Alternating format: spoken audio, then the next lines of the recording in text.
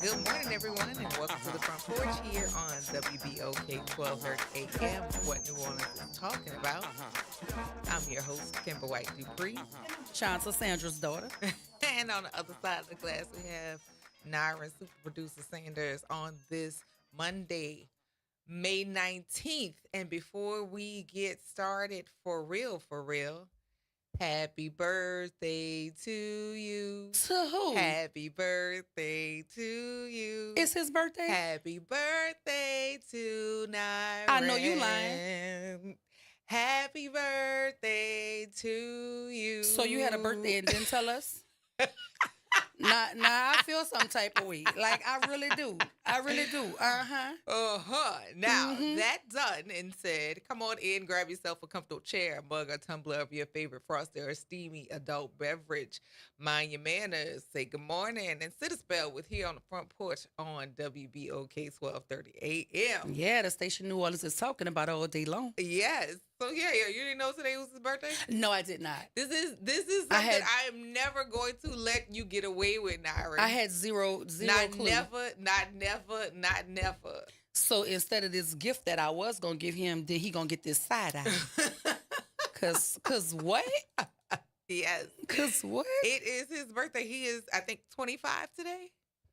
Yep.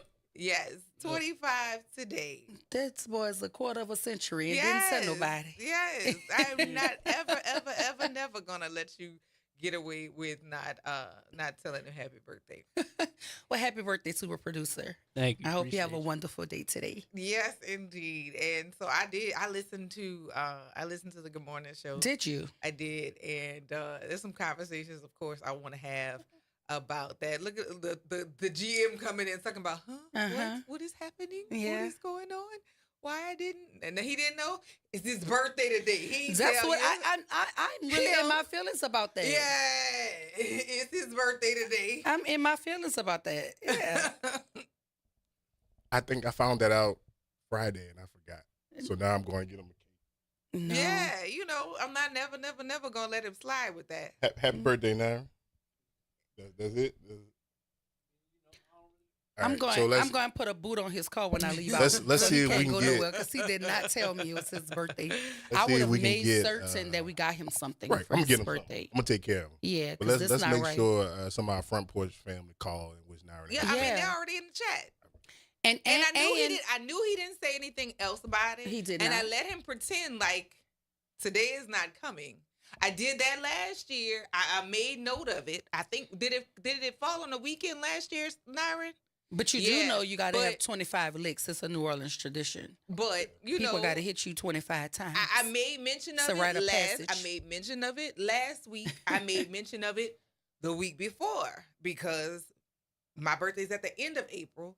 He closes Taurus season out. So I was like, okay, I've been letting the people know. I mean, but he didn't say a word to anything else about it. Not another thing. Now, we could have had the Good Morning Show chat lit up with happy birthdays for him, but he didn't say a word. But good thing the folk listen all day long. So it's some of the same people. So we want to wish Naira Sanders a happy 25th birthday. Happy 25th birthday, for sure. So, yeah, early and not late. But I told you I was listening to the Good Morning Show this morning, and it was quite a spirited conversation that I would love for it to continue. I'm being summoned. I'm coming right back, y'all. I would love for some of that conversation to continue because I think we're starting to get people's attention about the investment of one, how you view and dismiss politics or how you view and dismiss what happens in government. And oftentimes it's unfortunate that people have to be affected or impacted by what the government is doing before they get involved. And I'm hoping that they're getting pinched enough or being alerted enough at this point now that they're going to take some ownership in their responsibility and in their duties during during election times, and then after the election, holding the people that they voted for accountable. But yeah, I really did enjoy the Good Morning Show this morning, and since Shanta is hanging out with us here on the front porch, we'll continue to have some conversations. But yes, all in the chat, everybody is wishing Nyron happy birthday. The comments are coming in very swiftly, and I'm excited about that, sir, now that you are 25 years of age officially. And yeah, call in and give your boy some love. It's his birthday today, and he's 25, y'all. 25 years young. 25 was a good year, so be sure to give him a shout out today.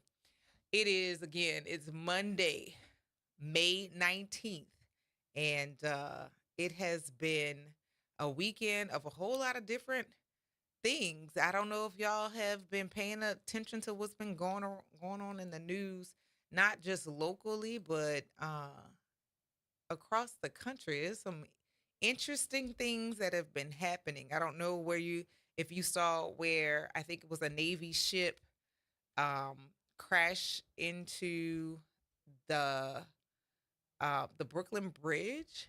Did y'all see that situation happen? And they have found that 2 people have transitioned as a result of that. But yeah, a Mexican Navy ship hit the Brooklyn Bridge, or crashed into the Brooklyn Bridge, and they were on a goodwill tour. And after the interaction happened, um, 2 people have been announced that have passed on, and that's some interesting happenings going on. And then I don't know if you all saw that um, a plantation had burned. It's a whole lot of odd happenings around the world, and I'm not sure if if this should be seen as like some signs, because I've never really been paying attention to signs and what the signs have to be in order for those situations to be considered notices of things to come. But yeah, there's a whole yeah.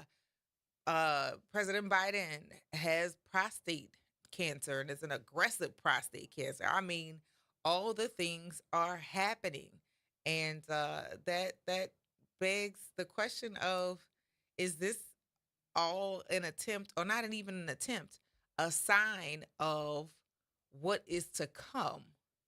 And is all of this stuff connected? We had the transition of the previous pope, and now we have the current pope with roots and ties to New Orleans. It's just a whole lot of stuff. And I don't know if we can look at those things as them being connected, or if these are just odd happenings.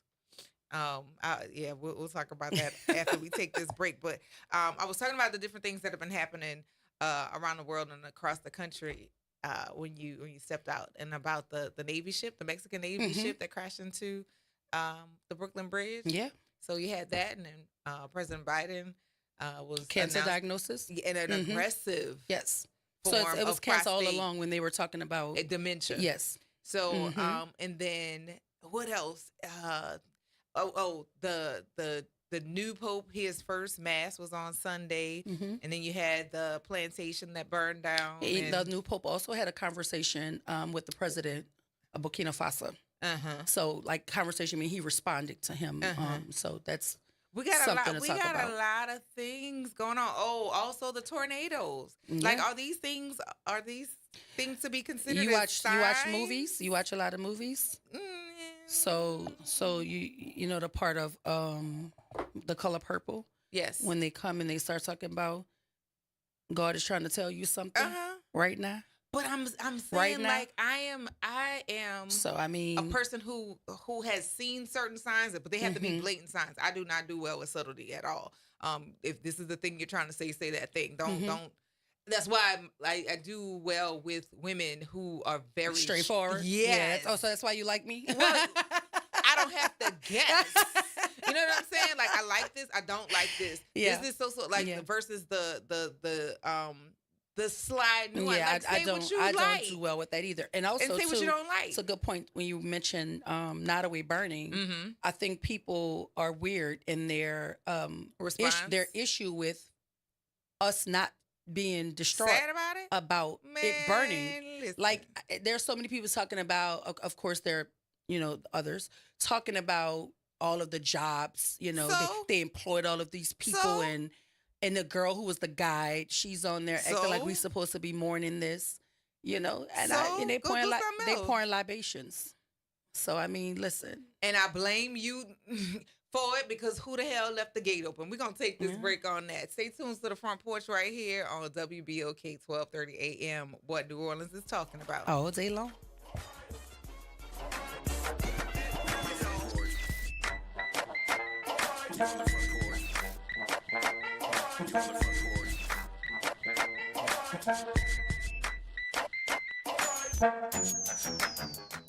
New Orleans, are you ready? A fresh voice in the city is here, bringing you the beats, the culture, and the stories that matter. From local music and food to real talk on what's happening in the streets, we've got you covered. Stay tapped in. Follow us on all platforms at WBOK 1230 for the latest updates and exclusive content. Your city, your culture, your news. Don't just hear about it, be about it. Follow us at WBOK 1230 now. Good morning and happy Monday. I'm Morgan Lentis with WDSU News, and here's a look at today's headlines. The manhunt for 7 escaped inmates from the Orleans Parish Jail enters its 4th day. A total of 10 inmates escaped early Friday morning, and since then, 3 escapees have been recaptured. The remaining 7 are actively being sought by law enforcement agencies across the state. And this morning, Governor Jeff Landry is blasting the court system in New Orleans, saying the jail is overcrowded because cases aren't moving fast enough. As a result, Landry is calling on the state Supreme Court to investigate what's slowing things down. He signed an executive order Sunday to review the number of judge trials and acquittal rates at criminal court. Meantime, the New Orleans City Council will hold a meeting tomorrow to discuss the jailbreak and issues at the facility. At a Friday news conference, Sheriff Susan Hudson blamed infrastructure issues like faulty locks and inoperable cameras for aiding the inmates' escape. Council members have taken issue with some of those claims, saying they were not made aware of the problems. And finally, New Orleans police responding to shots fired around 1:40 Sunday afternoon near the corner of Edinburgh and Eagle Streets. Investigators say they found a man with at least 1 gunshot wound inside a car. He died at the scene. That's a look at today's headlines. I'm Morgan Lentis with WDSU News. Have a great day. Hi, this is Cary Grant. Let's elevate every Tuesday through Thursday from 6 to 7 p.m. as we discuss the community, the country, and the world, from politics to current events and sports. We look forward to your input and continuing the quality programming on your community station, WBOK. Join us every Tuesday through Thursday, 6 to 7 p.m. on Elevated Conversations, the Arnie and Cary Show. Just a kid who grew up in New Orleans East. First attended public schools, then to St. Augustine High School. After college, Arthur Hunter became a police officer. And while community policing the housing projects, Arthur Hunter worked his way through Loyola Law School at night and became a respected judge who lectured at Harvard, Yale, and Columbia Law Schools. Now, Arthur Hunter is asking to be your next mayor. Because the best way to get better police officers is from a mayor who's been a police officer. To bring life back to our playgrounds and neighborhoods is a mayor who played on them as a kid. And to have a government that's accountable is a mayor who's been a criminal court judge. Arthur Hunter. He's been called the best candidate for mayor you may not know yet, but you will. Arthur Hunter, mayor. Paid for by Arthur Hunter for New Orleans. Welcome to Chemical of the Month by the community scientists at Rise St. James. This month, we spotlight phthalates, chemicals added to plastics, especially PVC, to make them more flexible and durable. But there's more. Research shows phthalates may disrupt hormones, affect reproductive health, and contribute to environmental pollution impacting our communities. Join us as we explore how these additives shape our everyday lives and the world around us. For more details, visit risestjames.org. Empower your knowledge with Rise. Making a difference in the community. WBOK 1230 AM. You're on the front porch with WBOK 1230 AM.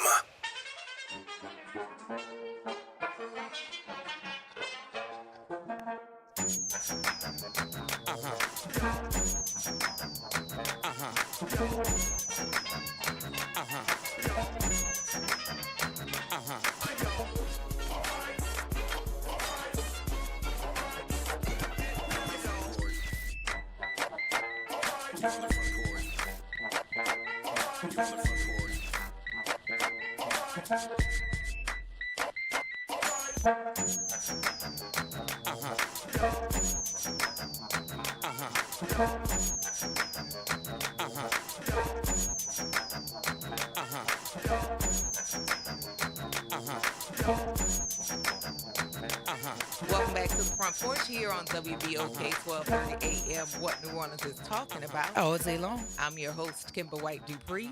And I'm Ashanta, Sandra's daughter. And on the other side of the glass, on his 25th birthday, is Nyron Sanders, the super producer that we know and love, and hides his birthday. Oh, baby, this is for like the beef. This is for the we second got year. beef. I feel like you. No, yeah, but no, you've been here longer than 2 years. Don't sell it short, because I've been here almost. Yeah, I've been here since 22. And you can't. Yeah. Oh, baby. We got beef. I'm going to drag you in the morning. But by your scalp. We were talking about people speaking plainly. Yeah. I am not a throw your brick and hide your hand kind of person. Because I think it's weird and I think it's too time consuming to remember lies. So I might as well just say what I did. Now, I may omit some things because if you didn't ask me that, I'm not going to answer that. Because I don't feel it's necessary, you know.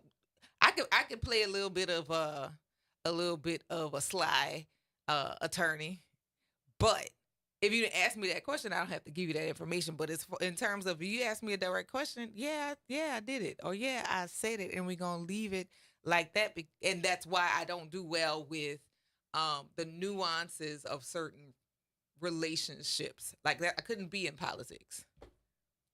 Yeah, I didn't ever think that I was suited for politics either. My opinions can be deemed political, but I don't play nice.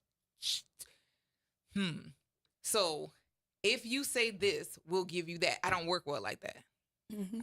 My opinions or how I feel can't be purchased, right? I may abstain from something because I don't agree with something, but you can't buy me to say something one way or another. I listen. That's not even a conversation for me worth having because my opinions are mine, and they're big opinions for a reason. Because I have a hard time with systems when the systems aren't being equitable or when systems aren't doing right by people. Nobody, a majority of people don't lay the blame at the feet of the system. They want to blame people for having to operate in a unjust system. And that's my problem. Because like I'm an educator. I look at the jailbreak and I immediately tie it to what we doing or not doing in schools. Because I mean, you did all of that with zero plan. That tells me you're not a critical thinker.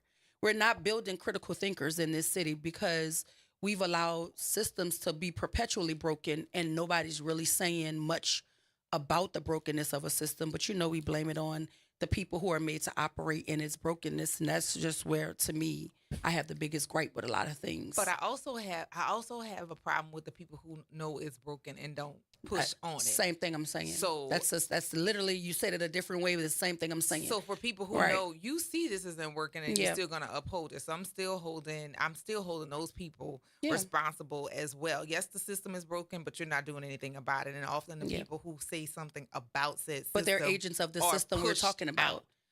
Are pushed out, they are silenced, or they are harmed in a lot of cases because they say, you know what, this dumb, this not right, this doesn't look okay. And when it comes to having those conversations, it's just a shh, don't say nothing, no, but this dumb. Why are we doing this? I mean, I watch, and I try to hold my opinions about the school system, particularly close to the vest around graduation time, because I don't ever want to malign the experience for children or to talk negatively about it when kids are rejoicing in an accomplishment. But I watched several schools graduate 100% of the children. And we know 100% they can't read. Have not met the mark. That's a problem for me. And it's a problem for me. So I feel like we're going to go from wearing graduation cap and gowns to wearing DOC jumpers. And that is a conversation to be had, because on my way here I was thinking about it. It's like, Myra got one more year of school, right? CJ's in college, and I'm happy about this. But it was like every year you start having people play these commercials about this number of, or even at graduations, this number or dollar amount was awarded to students for scholarships. This amount of kids have been accepted into these schools, but there's no following of how many of these kids are actually finishing school. And so when having that conversation, well, how do you follow that? There are so many different organizations that follow and play with the numbers. It's a possibility. You can do it. Just say you don't want to do it, because if you do it and uncover how many kids were not prepared, they could cut off their money source if they do that. So because there's still a lot of kids who go to college, they get into those courses. Sometimes they're in remedial courses, or sometimes they're just flunking out of the courses because they were not prepared. And so we got to go back and look at the system that prepared them, or the schools that prepared them, and then pay attention to the commercials that are played about this. The graduation rate has grown 18% since Hurricane Katrina. 18%, and they go to college. What's the percentage of the kids that go to college and actually finish? Because you would have to go back and revamp and rework the system. Another situation before, because I'm a back up and then let you go after I say this last thing. There has been no plan to catch the children up who were at home for close to 3 years of COVID. And that's also impacting kids who were already 2 to 3 years behind when COVID hit, who are now approaching graduation, and there's been no plan to close the gaps. So since we're there, let's not forget that they're also taking credit for this growth that happened during COVID. But remember, they were preparing for the numbers to reflect a drop. And suddenly the numbers come out and there's a jump, and they're celebrating that. So make it make sense. If the children were not interfacing with educators and they were home on computers, on applications on computers, where they didn't necessarily have the support, the accommodations that they require. How do we justify the jump?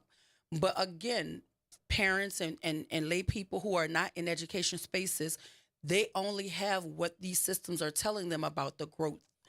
But when people talk growth, I want folk to start asking, what is the proficiency rate? Because growth and proficiency are not synonymous. They're not one and the same. And I'm tired of having a conversation where it feels like we're talking down on children or talking down on educators. It's not what this conversation is about. Teachers are doing the best they can with the limited amount of resources that they have. We understand that. But how can a system prepare us Because that was the propaganda before the scores came out. Listen, we went through COVID. Kids were not in schools. We need to get them back in schools because we know that the research says that they do best when they're interface. All of this was being talked about. Then the numbers come out, and it's like, oh my God, look what we've done, and nobody's asking them how. Nobody's asking them to prove that this is what it is. We jumped so many percentages in fourth grade reading. It's actually unheard of. And where is the actual proof? Because we have so many different systems that are being used to evaluate kids. You have Dibbles, you have MAP, you have iReady, you have what is another one that they were pushing around when they were changing from LEAP to PARC. There was another the PARC assessment, right? There was another program people were pushing that was more rigorous. Girl, it's so many. It's so many. And the thing is, not every school uses all of these programs, so you can choose to buy whatever curriculum you want. So it's not like it's uniform or standardized across the entire system of schools anyway. So you might, depend on a Lexile score in one school. You might depend on a different benchmark. Some schools creating their assessments, and so it's just hard to understand where our kids really are. But as an educator, watching schools wave the banner of 100% graduation, and then you're looking at the number of children as a parish, because you remember when they talk about the growth of Louisiana, they don't ever talk about Orleans Parish. They can't. It's not even in a conversation. They can't. But Orleans Parish is using that Louisiana data to say, oh, we're growing, but come on now. And now I'm hearing about a push to eliminate ACT. As a means to graduate or a requirement. Yeah, because you know why? It wasn't a requirement before. But you know why? It was not just ambitious, but you know why? Because they can't pass it. But not only that, remember, the conversation was about how these tests were leaning against children of color, and they have these but y'all still implemented it being the requirement. So now they can't pass it, and you can't stand on it. And not just black kids. children. Oh no. So now we're talking about it because that is the one thing that you also can't touch to manipulate, to show or say. So now you got this 4.5 GPA, but you got this 15 on the ACT, and it's not correlating. And so now we're pushing. It wasn't good enough to push it out when we said it was racially biased, right? Mm-hmm. It wasn't enough to say it doesn't factor into. Don't ask me a question about canoeing if I've never seen a body of water that requires a canoe. Mm-hmm. You know what I mean? So ask me anything about snow, and I see snow in New Orleans once in a generation. Mm-hmm. So the questions that you're asking me, I can't even fathom how to answer them because I can't even put myself in the space of that. Or that you restrict the literature that would allow you to have the experience with those particular topics. Because, I mean, I have seen snow prior to seeing it here. I had seen a canoe prior to being here. Prior to, while I was young, I had been canoeing because the Girl Scouts, and I had seen the snow because but my that's family, not the rule here. It's not. That's the exception. But you keep trying to restrict the literature because at least you could experience the setting of something through literature, and depending upon how it's written, you can have those experiences.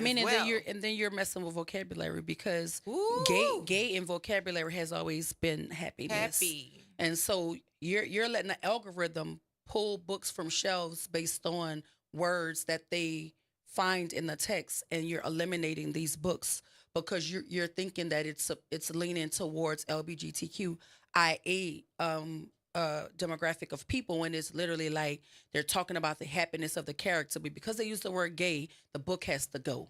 You know what I mean? Or even Black history stuff, right? You don't want kids to read about the true history of America, so you sanitize and you whitewash Black history because to know Black history means to tell the truth about American history. Well, and they don't want that to happen. Sanitizing Black history, but sanitizing their history, well, because you cannot erase the doings. I literally just said that's but what I'm I just saying, said. Yeah. and you can't erase the doings, and that's not Black history. That's your history. It's America. It's the history that's of this your country. history. Since you want a title or color, which one it is, which segues us to Nottoway, right? And the burning of a plantation. And I saw a video by Jill Scott. Okay. And she went on a trip, and she realized that they had turned a slave quarters, a plantation, into a bed and breakfast.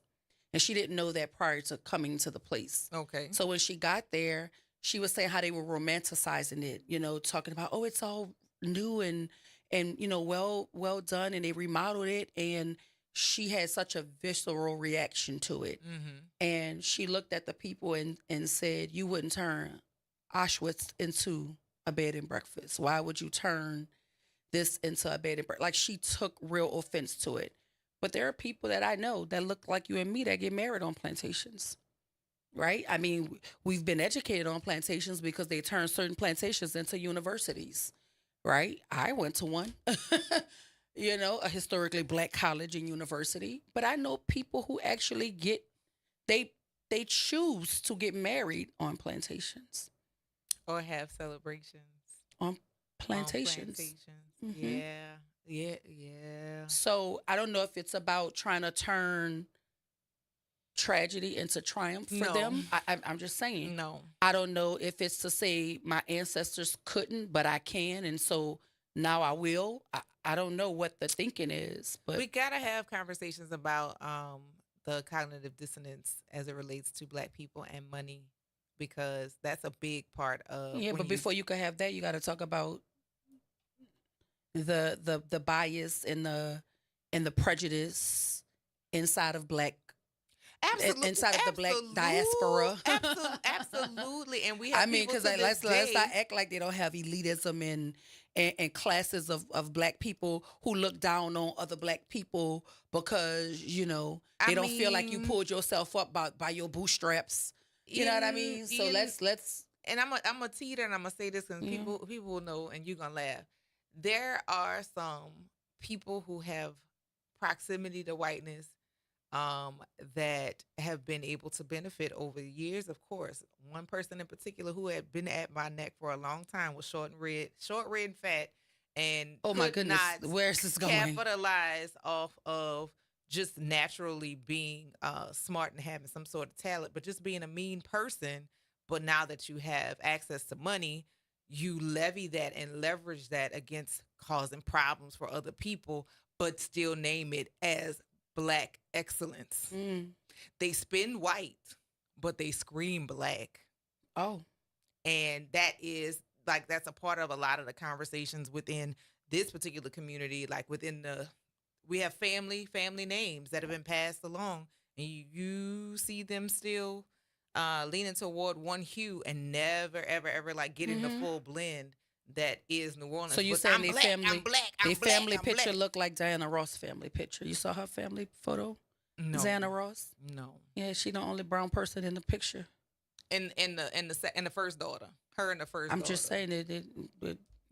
Well, I would have to find her. There's so much light happening. Barry Gordy's it probably daughter was blinding me from. It's just she's very brown, and we do that. We do that. We think our proximity to affluence or our proximity to whiteness or being white adjacent makes us somehow better than other Black folk, because and that's happening a lot within our community. And so if we're not gonna have that conversation, then what are we really talking about?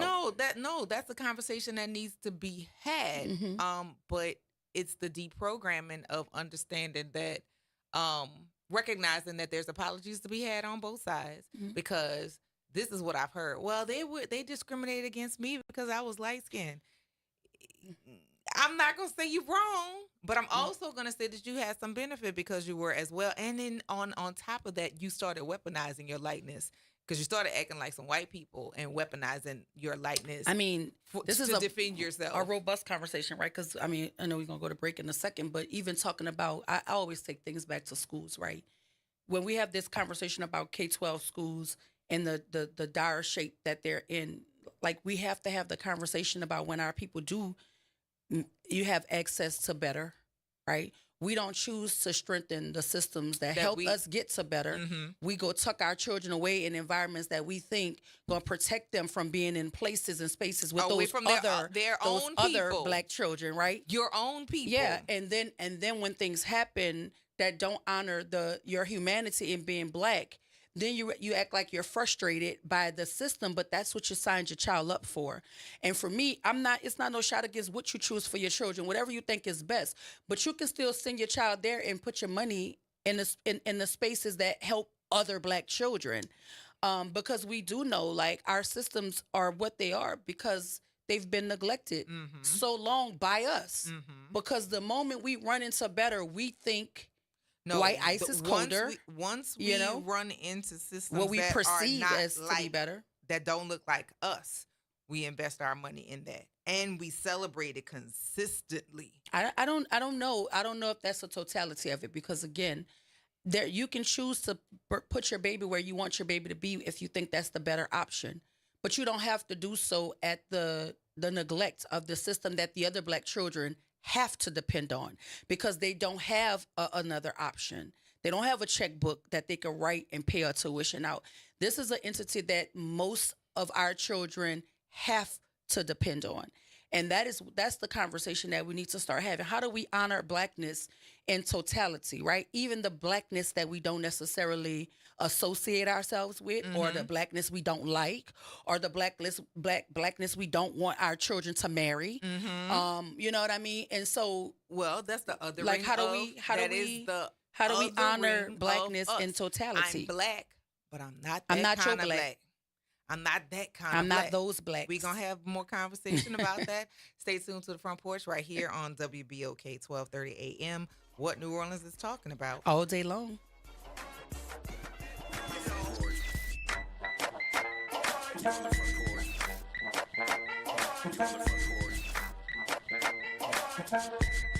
This is your news update for WBOK from WDSU. For all your news and weather, watch WDSU News, New Orleans' leader in live, local, late-breaking news. Today at noon and 4 p.m. It's another hot day, starting off muggy and pretty much staying that way. Highs in the upper 80s to low 90s, but feeling like the mid to upper 90s at times. Mild overnight, lows in the 70s, more low 90s this weekend with mostly sunny skies, feeling like the mid to upper 90s once again. We cool off by late next week. From the WDSU First Warning Weather Center, I'm Raven Richard. I'm Grant Sashera. And I'm Ro Brown. Please join us for the Sports Report Wednesdays and Fridays at 8 p.m. on WBOK. The Sports Report on WBOK 1230 AM.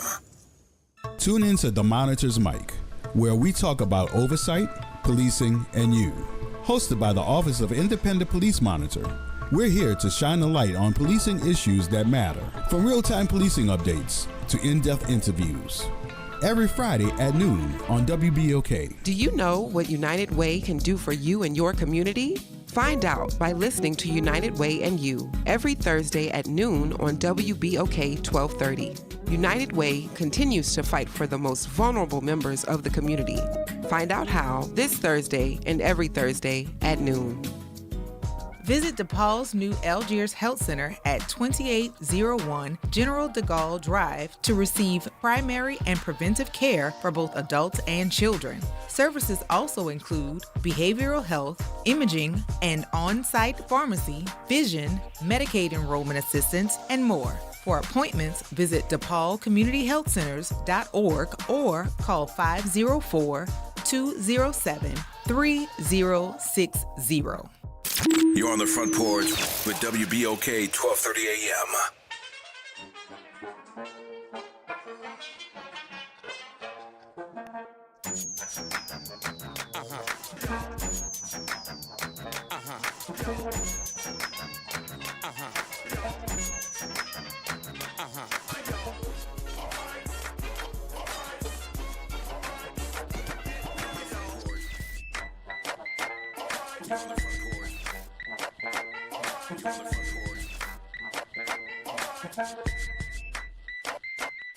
Welcome back to the Front Porch here on WBOK 1230 AM. What New Orleans is talking about all day long. I'm your host, Kimber White Dupree. And I'm Ashanti Sandra's daughter. And we are here on the Front Porch having a wonderful conversation. Mark Joseph said, I'm loving the direction this conversation is going this morning. He said, my wife and I had this exact conversation last night. That is a resurfacing conversation, and it makes a lot of people uncomfortable to have this conversation or to participate or to even listen to this conversation. It makes people uncomfortable, and it should. Discomfort is healing. It should make you uncomfortable. Discomfort is healing. However, you got to push past the discomfort and get to the portion of how do we make this right? You can't skip through the uncomfortable part and go, how do we make this right? Because you're going to miss the experiences that people have had or miss the observations of that people have seen and try to alleviate your discomfort with it to make you feel better while also not hearing somebody. And that's causing discomfort for them. One person's discomfort should not be sacrificed for somebody else, like at all. So, but I also think we need to get to a place where discomfort is not like something to run away from. Like you have, sometimes you have to sit in it to be able to really own certain things or to realize certain things. Colorism within the Black community is absolutely real. But it's not just the colorism before you go forward. It's the featureism. Okay, let's talk about it. And the texturism. Because I still hear people saying I have good hair, and I want to slap them every time I hear them say that, because I used to have good hair. Good hair stays on your head. You are bald now. Shut up talking to me. That's a bother. People highlighting certain features, right? If you are a person of African descent, your nose may be wide. Your nose may be full. Your lips are fuller. And that is something that the others, meaning white people and non-white people as well, if the people who, especially the Dominican, I know Black, baby, we got dropped off over there too. Shut up talking to me again. But y'all pay money to make your lips fuller, to make your butts bigger. So things in our community that people look at as a negative, that other people pay real money to change. Because they convince us that you're not the standard, and then they mimic you and call themselves the standard. I just watched Kim Kardashian and her daughter walk around in pajamas, and the news outlets were calling it trendy. But if you walk outside in pajamas, I'm ghetto. You are going to be labeled as ghetto. And like that's just what that is, Like it's this idea to downgrade what we do as trendsetters, as people who are the origin of a lot of things, making us feel incompatible with the greatness, and then they morph your greatness into a great value brand, and then they call it an invention.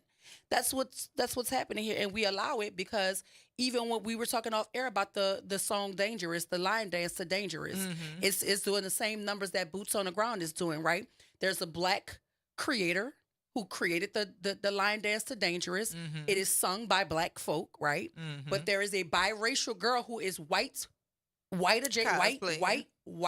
presenting, right? That is going viral for it because she's imitating the dance created by the Black woman, but she's the one that's profiting from it.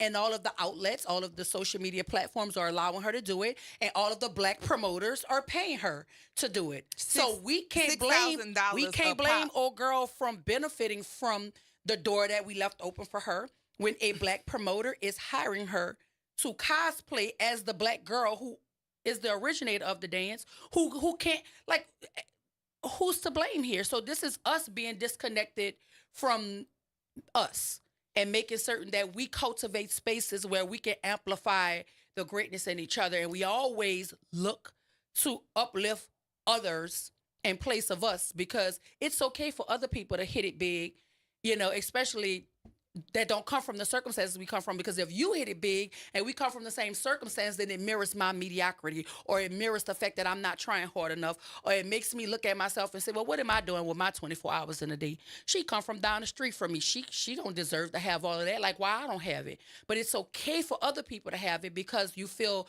so far removed from them that it doesn't make you feel like you're not doing enough because you don't know a girl that's doing all of these great things and you could support her.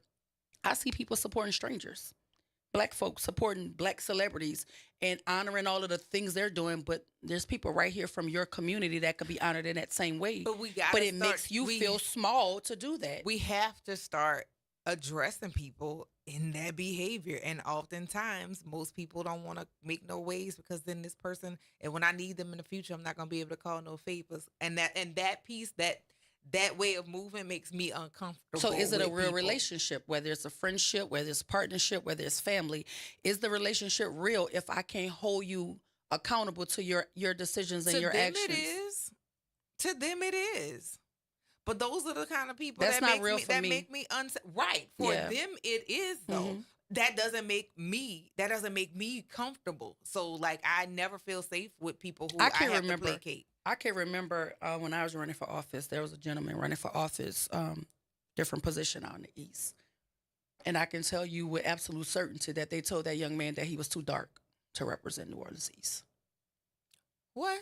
That's what was said. And it was said in the comfort of a home. Like they brought him to the house like we about to, break bread and talk. And you know what I mean? And that was the conversation by other Black folk. And now that same person who helped orchestrate that meeting and who said that to that young man, he done turned into a Republican. Well, you know what I'm saying? Well, you done turned into a Republican, and now you parroting Republican talking points against Black folk. So it doesn't surprise me that you did that to that young boy when he was all but 24, 25 years old. And you have somebody that's been in politics all this time who you possibly could look up to telling you that you're too dark to represent New Orleans East. And I got my own story out of Algiers. I was told that I needed to kiss a ring if I wanted to run for office. And I was like, whose ring and why am I kissing it? Like, I'm not kissing it. I can't say what I said because we going to get fined. Yeah. But what? But these are the things that are happening in community with Black folk against Black folk. Because if you're the elder and you know how it's supposed to go, I'm a novice. I'm just coming in to try to do right by kids. Why not ask me to meet, like, so we can have a conversation? But you were offended that I didn't know who you were or I didn't know what your power structure was. Girl, I don't know you. You know what I'm saying? But my thing is, if you want me to know you and you want me to have some modicum of respect for you, telling me to kiss your ring ain't gonna get you there. Because I don't care who you are. Sandra don't talk to me like that. And she laid on the table and gave life to me. Don't play with me, woman. You know what I'm saying? Like, what? I didn't understand it. But that's what we're battling in the Black community. We battling guards, gatekeepers, political structures, camps. And meanwhile, the state baking a whole cake for New Orleans. And y'all ain't gonna like the way it tastes. It's not just the state. We talking state. But I'm saying it's not just the state. It's people who come in here to change your culture. Yeah. Stuff that you grew up knowing and you giving it. That's being authorized by the state. You're trading it for, and you gonna be like what happened to the people on the continent.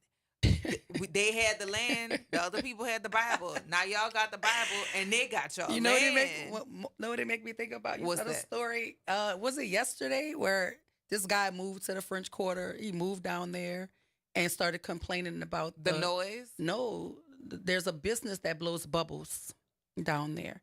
And he complained and said that the bubbles will mess up his car. I don't know, I think he drives a Porsche or something. I don't know what he drives, but it's going to mess up his car, and the noise is a problem for him. So hundreds of people went down there with bubbles, and they just had a bubble fest down there, right? Stark contrast to these three white women, who I'm going to talk about each and every time I get a chance, who had a problem with the ban of a school that's been in that community 100 years, and you just got here 2 years ago.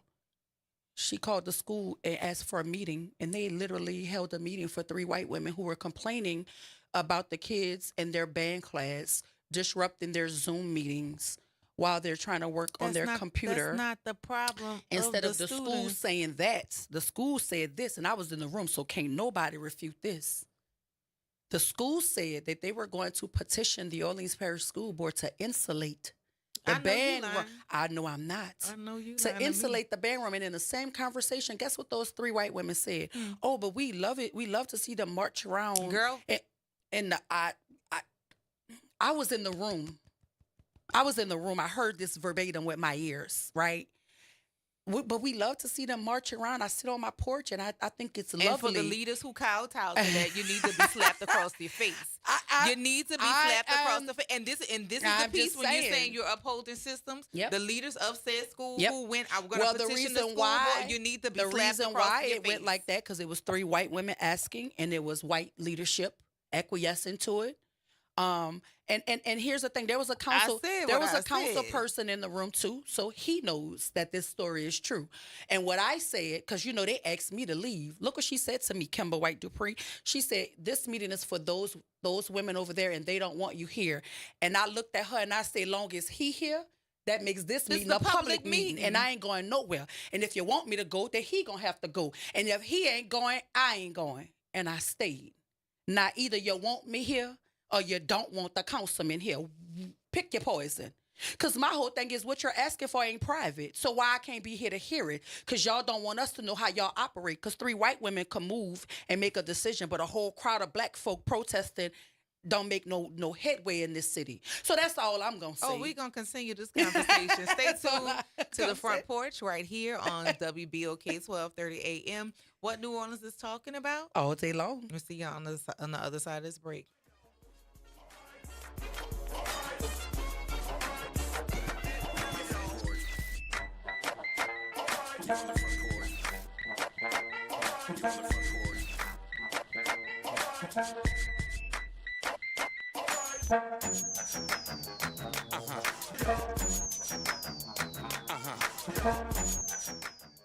From the campus of Xavier University, WBOK Go and Equity Media Station. This news report is brought to you by New Schools for New Orleans. New Schools for New Orleans is committed to celebrating the hardworking teachers of New Orleans. Thank you to all the educators who came out to the 4th annual NOLA Teacher Fest at Champion Square. We had over 2,000 attendees. Special thank you to our sponsors, Allstate Sugar Bowl, Entergy New Orleans, Raising Cane's, Align Ed New Orleans, Agenda for Children, and Oshner Children's for their commitment and support. Teachers and school leaders, enjoy the summer break. I'm Bree Wood with BIN News Now. We have more on 7 of 10 inmates who escaped a New Orleans jail Friday. They remain at large. Louisiana is offering $20,000 rewards per inmate. Louisiana State Police Colonel Robert Hodges says the manhunt is continuing. They have friends and family members who are helping them and concealing them and helping them move, which makes law enforcement's job more challenging. We end up getting there just a little too late. Charges include murder and domestic abuse. Governor Landry has ordered an investigation into the escape. SpaceX has the green light from the Federal Aviation Administration for up to 25 rocket launches a year from its South Texas base. The company was previously licensed to complete only 5 launches annually. And there's a new winner on American Idol. Season 23 of the ABC competition came to a close Sunday night when viewers made their choice known. The crown went to Jamal Roberts, a black 27-year-old PE teacher from Mississippi. Get BIN News Now on demand 24/7 on the iHeartRadio app. You're on the Front Porch with WBOK 1230 AM.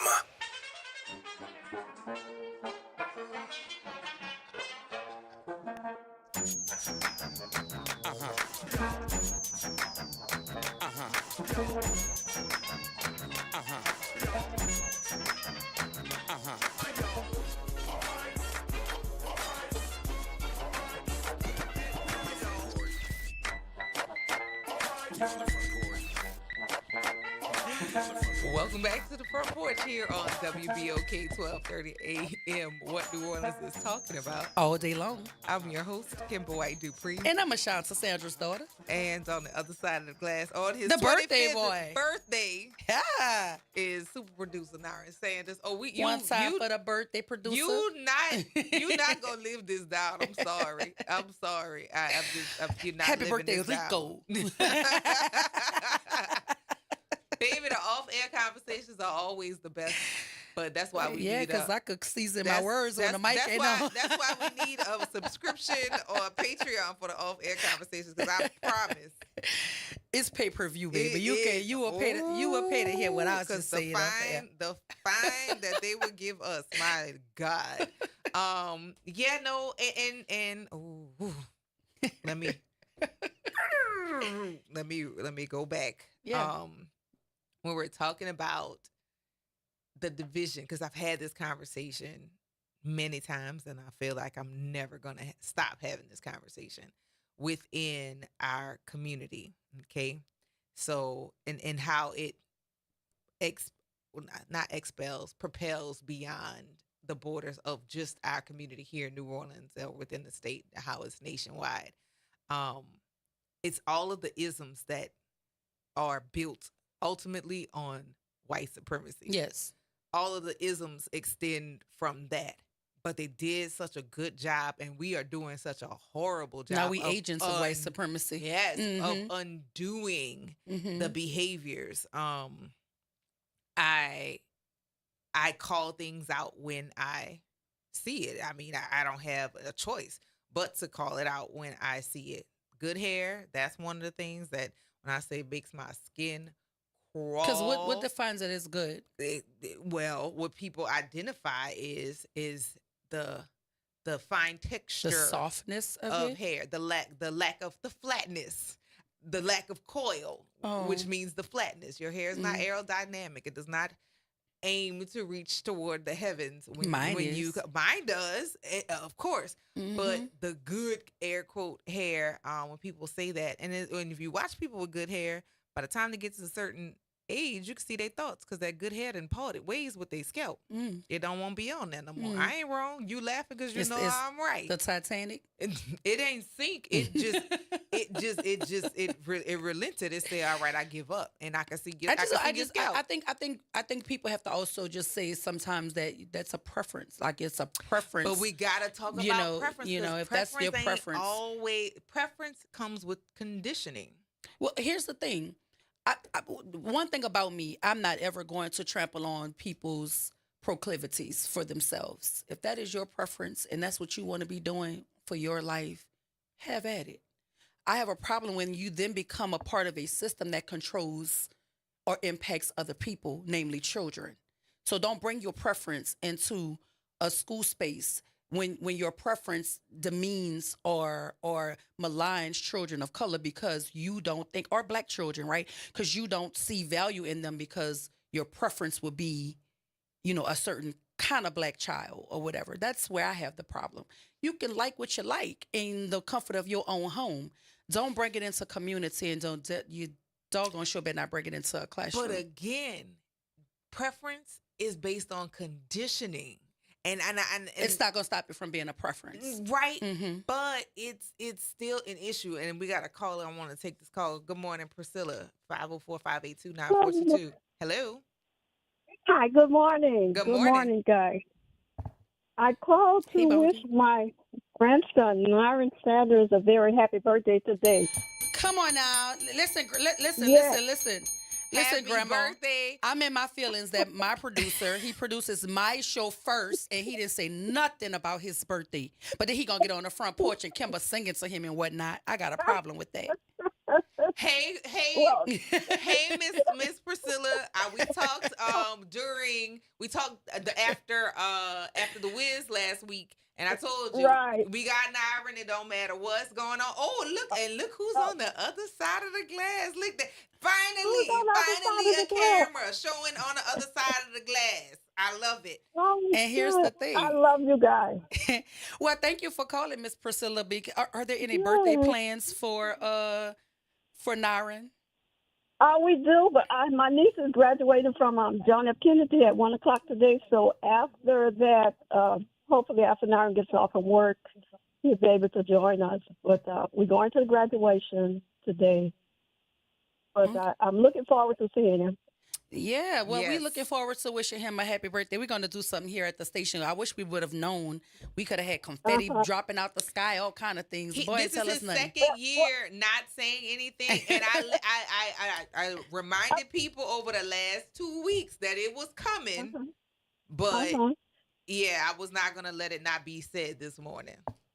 Well, I'm not surprised because he's a very low-key person, as you know. Yes, he is. But I'm very proud of him, and I thank God for blessing him the way he is. I'm a proud me mom. They call me mom. That is so sweet. Thank you for calling, Miss Priscilla. Thank you for calling so much, and enjoy the graduation. Guys. All righty, have a good one. Thank you. Love you guys. Love you right back. Bye-bye. Well, listen, if there's anybody from his church who can hear the sound of our voice, his first lady, or from his graduating his class, pastor, from St. Augustine High School that wants to wish him a happy birthday. Tornadoes,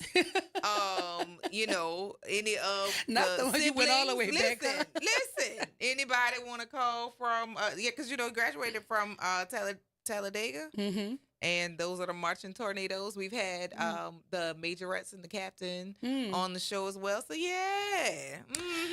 But yeah, so I mean, but the conversation we were talking about was just about, you were making a point about preference, having conditions. Yeah, it's conditioned, right? So my preference when it comes to what a woman should look like or act like comes from what I saw from the representation around me. And I go, yeah, I like this. No, I don't like that. But that was my exposure. But is that not true for most people, if not all people? Not all, because let's look at some of the people with who they were raised around, and they go the completely. But that's still the same thing. It's predicated on what they saw. The reason you went completely opposite is because you saw what you saw, and that did not appeal to you. That's not what you wanted for yourself. But not seeing that couldn't tell them that that's not what they wanted. So seeing it informed the decision that they made. But if you saw it, would you desire it? If you didn't see it, would you desire it? But that's what I'm saying. It's no different. Like, I watched, everybody knows, my mother is 30 plus years clean and sober from narcotics, right? But I watched her go through that, and you couldn't pay me to experiment with drugs, right? Because it's that sort of viewing that I saw that I knew I didn't want for myself. But for seeing that, I could have felt like, coming up in high school and in college, let me try that. But I knew what addiction looked like. Mm-hmm. I knew I didn't want that for myself, right? And I watched my mom go through the thing of getting clean with no rehab. That was something to see. Mm-hmm. And so, but, if I don't see that, I could possibly think, oh, this might be something worth trying, you know what I mean, coming up. I'm a fully grown adult now, I make my own decisions. But coming up as a kid, I saw that, and I knew that is just not what I wanted. But if I don't see it, Kim, I could possibly feel like, well, let me try it, because I don't know what it might feel like. I might like it. But even if I thought I liked it, I saw what the outcome was, and I didn't want to go there.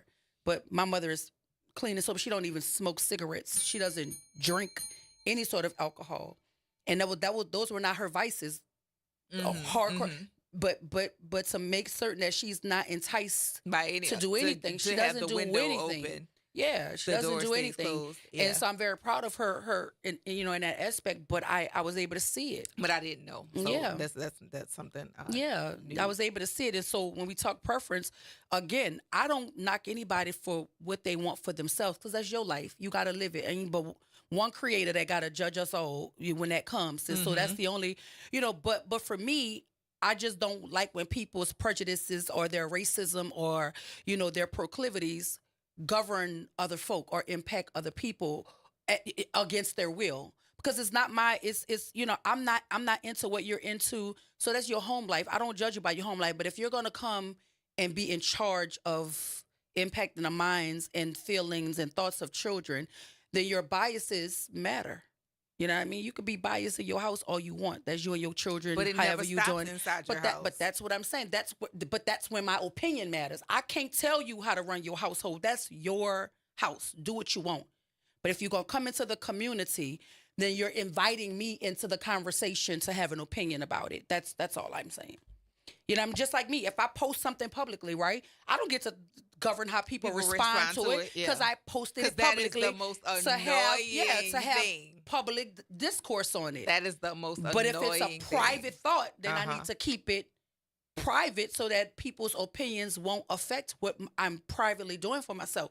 But if we are public facing people or we having public opinions, then you're inviting people to have public discourse on it. And so when you come into the public with your preferences and your proclivities and your biases and your racism, you're inviting people not to have just your racism, to have your sexism, all of the isms. all of the isms, like that piece of it. Yeah, that.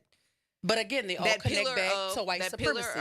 The pillars of white supremacy that continue to, and you can. Well, for me, I'm not going to excuse one because of the other. No. And we had a lot of people who do that as well. And black folk have to start having honest conversation about how they treat black folk. Mm-hmm. You know what I mean? And all of these levels of hierarchy that are quietly or silently within black communities. Right? You see certain people and you label them as ghetto because they present differently than you, because they like colored hair and bamboo big earrings, you know what I mean? But you look at it on somebody else and you let them call it trendy. You let them call it a style, right? And also, too, decorum, this idea of decorum.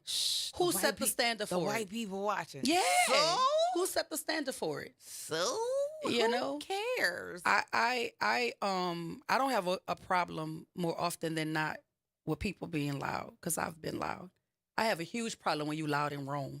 You know what I mean? Like loud. You just screaming in the abyss about nothing. Being loud is a part of excitement. It's not always anger. But don't act like they don't label it ghetto. Well, then I guess Italians are ghetto. Well, Japanese people are ghetto. White people are ghetto, and y'all are violent in ghetto. Or when a black woman is emphatically speaking up about something, and the passion is there, you're labeled as aggressive or you're labeled as angry. When you've seen it right here on the air, I could be on 10 about something, and the moment I get my thought off, I'm right back at a 3. Because I say what I said, and I wanted to say it at the volume that I said it. Because I wanted to make sure you heard me. Yeah, for the people in the back. I wanted to make sure you heard me. Or if you thought that I was going to backtrack. I'm not. I said what I said at the volume that I said, so there's no confusion about what it was I said. But we allow other people in their thoughts about us to determine how we think about ourselves. And that's a problem for me, because nothing anybody does outside of our community informs what we should be doing for our community, in my opinion. I think that everything that we want and desire for, especially indigenous people, like native to this community, we have it right here in the community. We are what we're searching for. We are the standard that we're looking for, but we have to stop with all of this unnecessary, these divisive behaviors, the divisive conversations, thinking light skin mean you're pretty, because it don't. Because it don't. It don't. It Light skin gets you into rooms and it endears you to certain people. These are thoughts that black folk are having, and it just does not. Like, black folk are so dope because we come in so many different hues, and beauty is like there's no ending to it. It's infinite. It's like and what is deemed appropriate is what? A preference. Like what's appropriate to you might not be appropriate to me, but why am I going to try to judge what you're doing as if there's not judgment to be had for me too? There's something we all could point out in each other that we don't necessarily vibe with. So when people pointing out things in people, I'm like, do you think that you're above reproach, or do you think that you're above criticism? Is. If I have enough money, you can't tell me what to do. That's it. If I am in money just magnifies who you already are. If I'm in a position of power, you can't tell me what to do. Money and power magnifies who you already are. If I have enough followers, then you can't tell me what to do. Followers magnify who you already are. If I have a certain number of degrees or certifications or whatever, you can't tell me what to do. We have all of these different things that people But you know why? Because some people's degrees actually make them who they are in their mind. Like, you think you're more or something different because of it. When you don't want to earn the degree. Like, I literally was Dr. White when I came out my mama womb. I just had not gotten to the certificate yet. But everything that you see about me was already there. Just like everything about Kimber White is the same. You added Dupree to you. That doesn't change who you are. No. You just have a partner now, and it amplifies who you are. So more of anything just amplifies who we are. You could still be, sugar, honey, iced tea. Yeah. Right? With a whole lot of money. right? You could still be sugar honey iced tea with a whole bunch of degrees. Mm-hmm. You could still be sugar honey iced tea with a whole bunch of affluence. All it does is magnify I am the who you sugar already, honey iced tea, but that's I was different. that, period. That's different. Before this all started, I was the sugar honey iced tea prior to. And some people are see you next Tuesdays, and with the degrees, with the money, you make it even more. But we're gonna take this call really, really quickly. Dr. Sanyika, how you doing? Well, good morning. What an interesting conversation. I just joined it late, and I thought you all were going to be somewhere else. But I would recommend that your guests write a manual on black decorum, because it certainly sounds like she has some wisdom that I've always shared over the years about how we should learn to interact with each other by first taking a look at ourselves, and by being careful about how you criticize other people. You have the right to do that, but it needs to be in a certain context. And I've learned myself at the age that I am in to be careful about what I have to say about whatever other people do. Because, I at an earlier time may have done some of that foolishness myself. That may have been a long time ago, though, Kimber. It still exists. It still exists. It hasn't gone anywhere. Yeah, well, I'm just finding it very informative. But I also just wanted to call you to say, if your listening audience was not aware, today is the 100th Kuzaliwa, or birthday, of El Hajj Malik el-Shabazz, or Malcolm X. Malcolm X, Yes, today is his birthday. He was born 100 years ago today. And the delegation was just in Grenada to celebrate his mother's birthplace. They were from Grenada, and there was a U.S. delegation that went down there and had a big, big ceremony. And they're going to be building a cultural museum in her honor, as well as in Malcolm's honor. So I just wanted to make sure that the Front Porch was aware and shared with the New Orleans listening audience that our Black Shining Prince, our advocate for self-determination, self-respect, self-reliance, self-defense, self-control, and all of those positive things that were a compliment to what Dr. King did for us. Malcolm did very, very, very, very important things in our lives, and we should respect and honor him. He was not perfect, but he was a necessary part of our history. We needed Malcolm just like we needed Martin, and the two kind of go together because they both made an awesome contribution to our history and our lives. And I just wanted to honor his birthday today and say happy birthday to him, and on behalf of all of our people, and make sure that in New Orleans, our kids especially, give their due respect to El Hajj Malik el-Shabazz on his 100th birthday. And thank the Front Porch for being the Front Porch and having such an informed conversation as the one that you're having now. I'm really enjoying the wisdom that I'm hearing from your guest this morning. Oh, thank you for that. That is Dr. Shanta Wyatt from the Good Morning Show. She's Shanta right now joining us. Yes. I'm on my telephone. Yeah. I've heard the sister capping before, as yes. we say. Yeah, okay, now I got it. All right, Doc, we got to take this break. Thanks for calling in. Yes, okay, it's good listening to you, sister. Yes, sir. Y'all, we got to take this break. Stay tuned to the Front Porch. Yes, I know it's Movie Monday, but the conversation is riveting. I think we're going to come back with a clip. So stay with us here on WBOK 1230 AM, What New Orleans is talking about. All day long.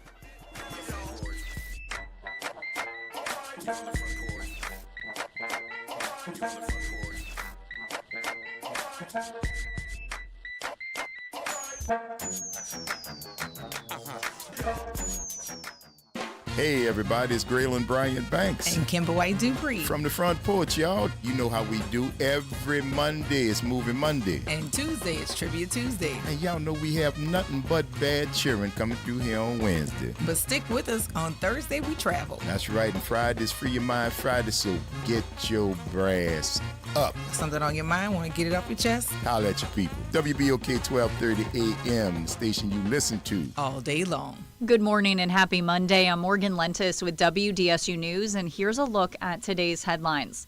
The manhunt for 7 escaped inmates from the Orleans Parish Jail enters its 4th day. A total of 10 inmates escaped early Friday morning, and since then, 3 escapees have been recaptured. The remaining 7 are actively being sought by law enforcement agencies across the state. And this morning, Governor Jeff Landry is blasting the court system in New Orleans, saying the jail is overcrowded because cases aren't moving fast enough. As a result, Landry is calling on the state Supreme Court to investigate what's slowing things down. He signed an executive order Sunday to review the number of judge trials and acquittal rates at criminal court. Meantime, the New Orleans City Council will hold a meeting tomorrow to discuss the jailbreak and issues at the facility. At a Friday news conference, Sheriff Susan Hudson blamed infrastructure issues like faulty locks and inoperable cameras for aiding the inmates' escape. Council members have taken issue with some of those claims, saying they were not made aware of the problems. And finally, New Orleans police responding to shots fired around 1:40 Sunday afternoon near the corner of Edinburgh and Eagle Streets. Investigators say they found a man with at least 1 gunshot wound inside a car. He died at the scene. That's a look at today's headlines. I'm Morgan Lentis with WDSU News. Have a great day. The New Orleans Jazz and Heritage Foundation is the nonprofit organization that owns the New Orleans Jazz and Heritage Festival presented by Shell. With the funds generated from Jazz Fest, the foundation invests in Louisiana communities through economic development, cultural enrichment, and free educational programs. To learn more about the New Orleans Jazz and Heritage Foundation, please visit us at www.jazzandheritage.org. The Tuskegee Airmen Flight Academy of New Orleans is soaring into its second year and looking for Orleans Parish High School students that are interested in aviation. Applications are now being accepted at nolaredtails.org through May 19th. Again, the website is nolaredtails.org. The Tuskegee Airmen Flight Academy of New Orleans, where the sky is no longer the limit. Welcome to Chemical of the Month by the community scientists at Rise St. James. This month, we spotlight phthalates, chemicals added to plastics, especially PVC, to make them more flexible and durable. But there's more. Research shows phthalates may disrupt hormones, affect reproductive health, and contribute to environmental pollution impacting our communities. Join us as we explore how these additives shape our everyday lives and the world around us. For more details, visit risestjames.org. Empower your knowledge with Rise. Making a difference in the community. WBOK 1230 AM. You're on the front porch with WBOK 1230 AM.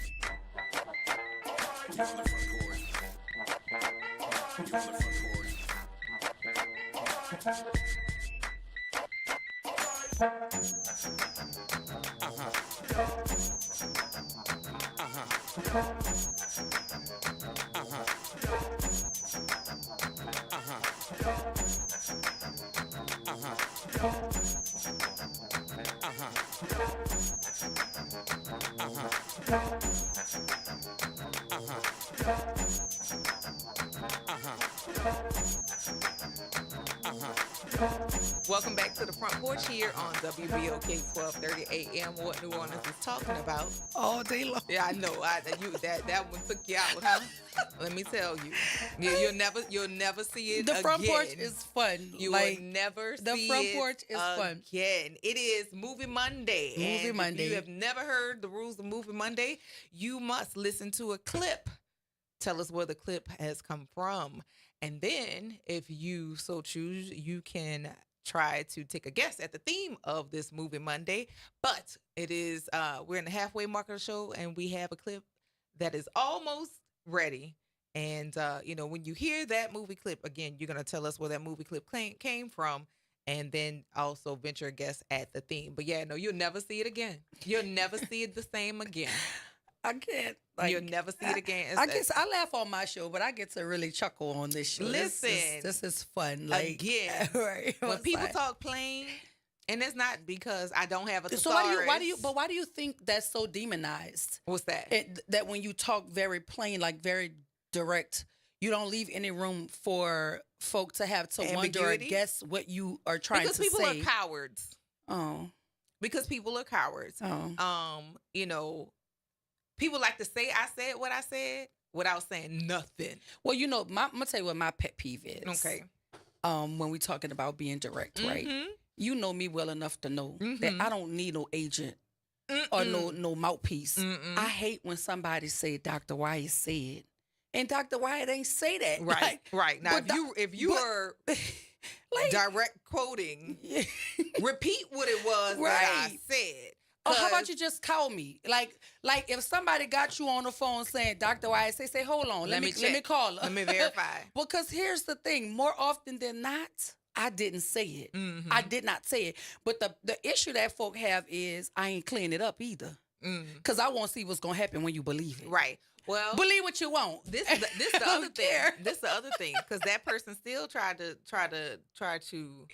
misconstrue my words and say I said something where I said something near that, but that wasn't what I said. Now, Kimber and I are having two totally different conversations. Kimber, I don't know what Kimber is being very specific about something that has happened, and even I don't know what she's talking about. But it's fun to listen to it. But what I'm saying is, generally speaking, right? Don't you hate when folks say Kimber said? No, I love when you say. I love when they do that. It's negative, right? And then you find a person is moving differently with you that you never really had any differences with, and then come to find out that's because somebody done told them you said something. But that lets me know how you actually feel about me. That's it. That lets me know how you feel about me. I don't entertain entertain those kind of conversations because here's the thing: if any one of my friends, and I'm talking about anybody that I've ever called a friend that I love enough to call a friend. You come in my presence and you want to talk about them, I'm gonna have something to say about it. I'm gonna have to tell you this on air because I'm gonna have to. I'm gonna have there something to say about it. There was a situation, and we're gonna talk about it. I'm not gonna say it on air. It's fine. We can talk about it. I want you to be aware of it and let you know what's happening. What happened? Okay, so let me finish this thought. Right.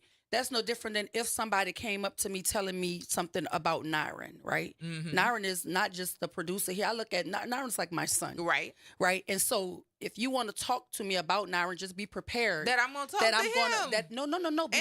Before I talk to him, I'm going to address you. Right. Because I don't want you to be comfortable enough to think that you could demonize him to me.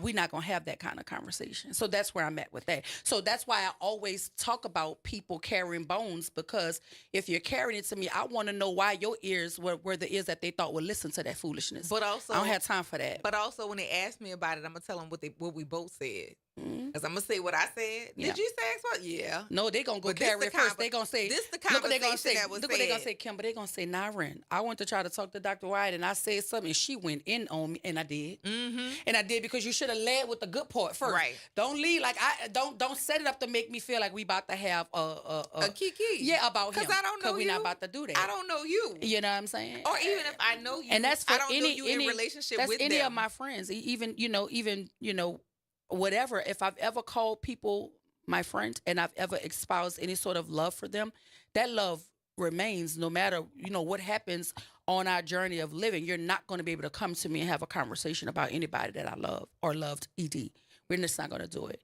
Go have that conversation with them people. I can't offer nothing to you or for you. Yeah, well, I'm curious to hear what you have to say. You have an idea, but we'll talk about it further. We have our clip. It's ready. All right, y'all. If you are ready to I love movies, so let me see what's up. Engage with this Movie Monday clip. Can I call in? Here you go.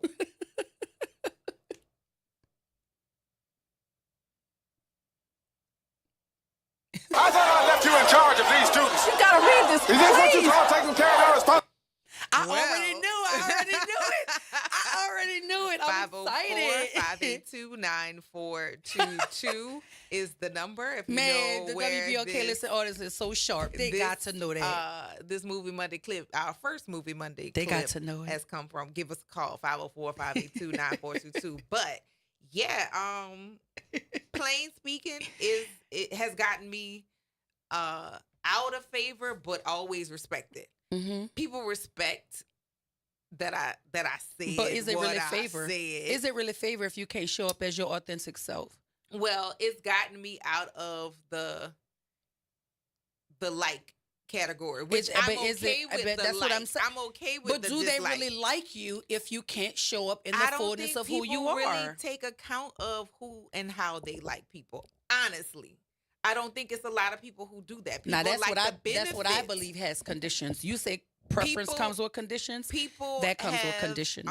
People like things and people for what they can get a benefit from. Mm-hmm. That to me is not real like, but that is what I have come to understand what is like to a general populace of people. Mm-hmm. So the tribe that I tend to lean toward are the people who say the things that you might be like, you right, but I don't like it. And that's okay. Those are the people I tend to lean toward, and everybody else. I have real accountability partners in my friendships, and I think for me at this big old age that I'm at, right?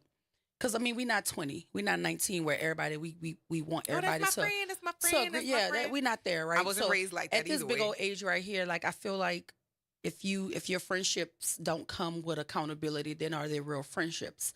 Because for me, I should be able to tell you when you've breached something that makes me uncomfortable or makes me or you harmed me in some sort of way, and we should be able to talk about it. Or that you harmed someone else. That what you did wasn't right. We should be able to talk about it, but for me, you can't talk about it dishonestly. We have to have honest conversation, and I think that's how we grow.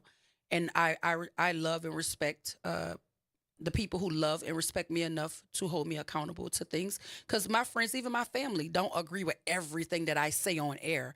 And if my aunties hear something or my mama hears something, when I get off air, I got text messages and phone calls like, wait, what you meant by that? Because context is important. Because sometimes I talk about things that I expect people to already have be tapped into what I'm thinking, but then I like learning, being on the radio, learning how to layer the conversation so that you understand where I'm coming from. But I think accountability has to come in relationships, whether they're familiar relationships, friendships, partners, husband and wife, best friends. In any relationship, there should be some modicum of accountability. To where if you cross a line, I should be able to say, Kimber, like that wasn't cool.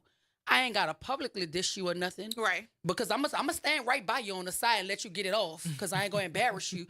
But when we come in, and behind closed, I'm like, now you know you was wrong for that, right? Yeah, you know what I'm saying. So for me, that's a prerequisite to a friendship with me, and that is where my idea of friendship is. But I'm telling you that the populace does not think like that. The populace, I have experienced it. I have watched it so many different times. The populace does not. So when I find people that belong to my tribe, I keep them. And I think that's the deepest level. People don't talk enough about friendship hurt. That's a deep thing. You know what I'm saying? That's like friendship breakups are worse than romantic breakups. They are. They are. And I don't think people talk enough about that. And trying to get back to. I don't think people ever do. Friendship breakups. They're never the same. I don't think you ever because I tried and it's like crossing a body of water. When you had a boat, but then now the boat going and now you got to like swim against the current to get back. It's hard. Yeah, it's hard because once you learn something, you can't unknow it. You can't unknow it. It's like a bell. Can't unring it. 504-582-9422. Hello, Josh. Good morning. How y'all? He noticed. Of course, this is his day. This is his day. Yeah, I know this. The coldest part about this is that Sam was a crackhead. You smoke crack, don't you? Part, like, he looked nothing like a crackhead. But he told Sam, "You smoke crack, don't you?" Well, John, I think he missed it, but I think he was off on that. I don't think Sam was on crack. I probably was weed. I don't think Sam was on crack. He hung out with the people who smoked something. Is he gonna tell us? Because I don't feel like we saw a crack pipe with the junkies. No, not with the guys he hung out with. Nah, I wouldn't say crack pipe with Sam. But that's me, Dr. White. I see what you're trying to do. What I'm trying to do? You're trying to see if I'm gonna get this wrong. Because I know you know it. I know you know it. I know it too. But I see what you're trying to do. You up there saying that what he's gonna ask you? Right? Because I'm like, I know he's not about to let me down. He's not gonna let you down with this movie stuff. Now I might do with the theme, but with the movies I might not. I don't know what you're doing there with this theme so far. What is what is your answer for the first movie Monday clip? Lean on Me.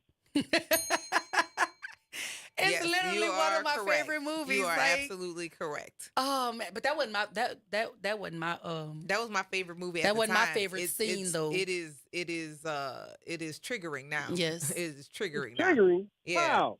Oh, after being an educator and dealing with all the different facets of what was going on in Eastside High, yeah, it's very triggering for me. Yeah, All right, Josh. What's going on today, right? He has a point there. And He has more. a point there. Again, it's triggering because Like your teachers always told the that was students, just a history movie. will I repeat have itself. seen and experienced those things at this Yes. point. That's why Thank you, it's triggering Josh. for me now. Appreciate you. Thanks, Josh. Keep listening. No, it's triggering for me Yeah. now. I taught high school for 2 years. I buried some kids.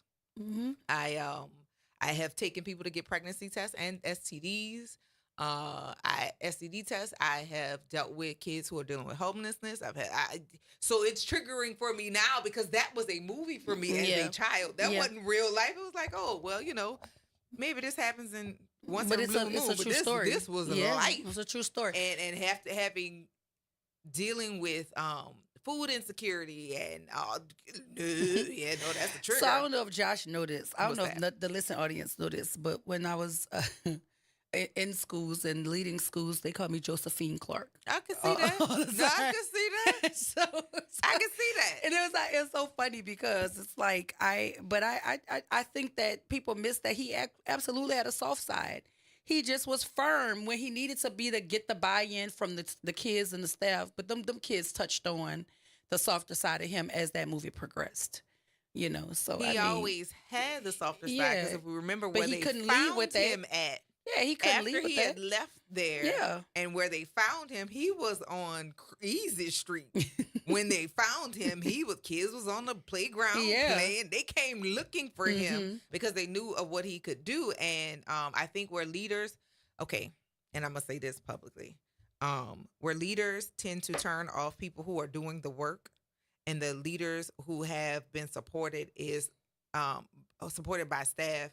Where you talk to us crazy in front of children, and don't fix it because you don't have to, But if you talk to me crazy in front of children, I have disconnected, I have disengaged. Well, because it also I know, teaches the children that they don't have to respect you. Yeah. And in my mind, it's like, oh, okay, well, I'm gonna do just what I gotta do. That's been done. That's been done to me before. All that extra stuff you looking for that why you. Cause you talking to me, talking to me like I'm a kid. You talking to me like I'm not already being effective in supporting what you're trying to implement. But I'm gonna tell you what I you did. Gonna talk and I have a silent dissent, but it is very impactful because I know what will make things easier for me that will impact the global group outside of me. But when I see that you're going to chastise me, and it don't necessarily be that you talking to me, because that's not often the case. But did you talking to teachers crazy? No, I was spoken to directly like that, and we were in her office as a black woman in her office, but the door was open, so that means everybody that works in the main office could hear what was happening, but also too everybody was listening because they knew talking to Coach Wyatt, Miss Wyatt, like that. Was going be contentious, right? So I let her get off what she said, and I got up, and I closed the door, and I came back, and I said, "Let me tell you one thing, okay?" I said, "I can't control how you talk to other people, but what I can control is how you talk to me. And if you want this to be a collegial relationship, you're gonna mind the way you speak to me." She started crying. Talk about she sees so much of herself in me. No, ma'am. If you saw yourself in me, you wouldn't be talking to me like that. But you talk to me like that, because I'm younger. I'm younger by quite a number of years. And you felt like you could little girl me. That's not going to happen. You got to understand that you don't talk to people that way, and it's not going to fly with me. So that it's needless to say that that's why our relationship just, disintegrated, because I'm not going to be spoken to like that. And it's instances like that inform the way that I wanted to lead. And I just don't believe in talking to people, dehumanizing people to get to, I don't want to leave from fear. I don't want nobody to be afraid of me or uncomfortable with coming to work. That's not going to get the outcomes that my children deserve. So I don't lead like that. And I dare you to go find anybody who's ever worked with me or for me that will say that about me. They won't, because it's not true. Yeah. It's not true. I have a silent No matter what dissent. is being said about me, I don't lead schools like that. My very first school that I taught at in the 6th Ward, the pastor of the church. Not a pastor. Now you trying to trigger me? Priest. Oh.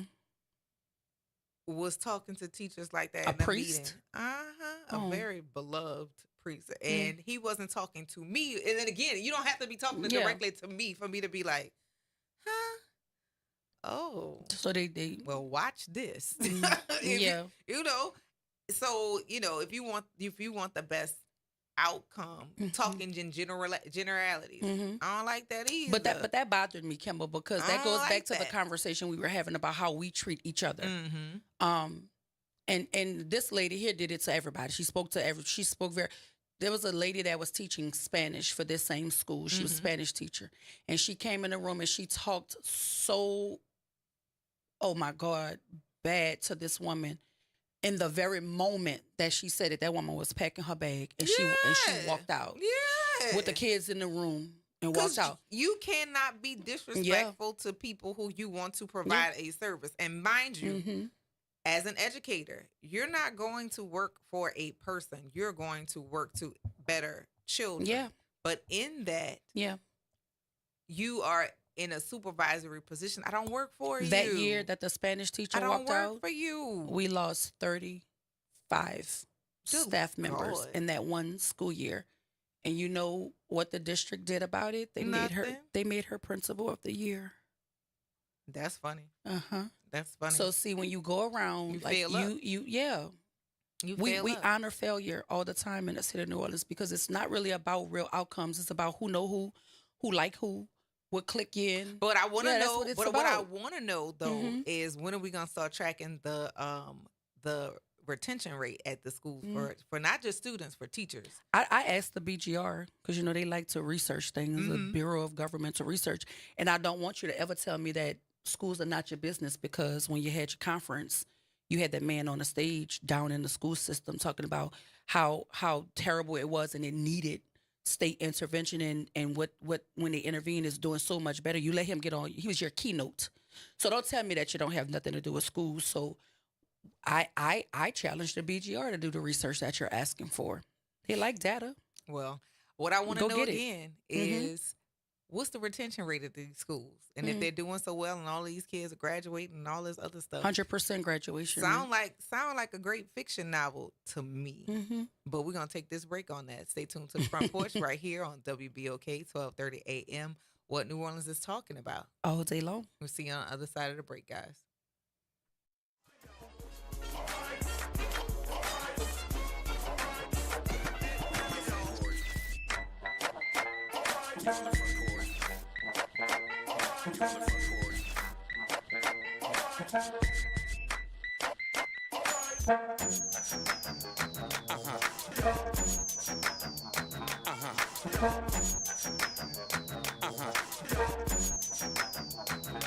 This is your news update for WBOK from WDSU. For all your news and weather, watch WDSU News, New Orleans' leader in live, local, late-breaking news. Today at noon and 4 p.m. It's another hot day, starting off muggy and pretty much staying that way. Highs in the upper 80s to low 90s, but feeling like the mid to upper 90s at times. Mild overnight, lows in the 70s, more low 90s this weekend with mostly sunny skies, feeling like the mid to upper 90s once again. We cool off by late next week. From the WDSU First Warning Weather Center, I'm Raven Richard. Norman Robinson is back. Can you hear me now? And he's taking no prisoners. Can you hear me now? Each weekday, Norman Robinson brings you commentary with Off the Top. The incident was shocking, disturbing, disgusting, disappointing, and sad. Each weekday, Off the Top with Norman Robinson is heard exclusively right here. It's Off the Top with Norman Robinson on WBOK 1230 AM. the National World War II Museum. Located in the Warehouse District of New Orleans, the National World War II Museum tells the story of America's experience in the war that changed the world, why it was fought, how it was won, and what it means today. Visit them online at www.nationalww2museum.org for time tickets and safety information. WBOK and LCMC Health are proud to present Keeping You Well Cafe, 60 Minutes with LCMC Health, where the doctors speak directly to the people of New Orleans. LCMC Health is committed to improving the quality of care here in New Orleans, the Gulf South, and beyond. The Keeping You Well Cafe is another way for LCMC Health to engage with the community. At the Keeping You Well Cafe, LCMC Health joins WBOK and local businesses to answer your questions about wellness and health. Welcome to Liberty Bank and Trust, where your financial journey transforms communities. Since 1972, our customized banking solutions power your dreams and fuel your community growth. Every dollar you invest with us circles back to empower more people, ensuring opportunities for generations. Join us at Liberty Bank. Together, we empower possibility. Visit libertybank.net to start banking with purpose. Liberty Bank, there's freedom here. Why'd I go to the doctor? One day at the firehouse, I was so lightheaded I could barely stand. Even my crew noticed. Getting checked out was the right call.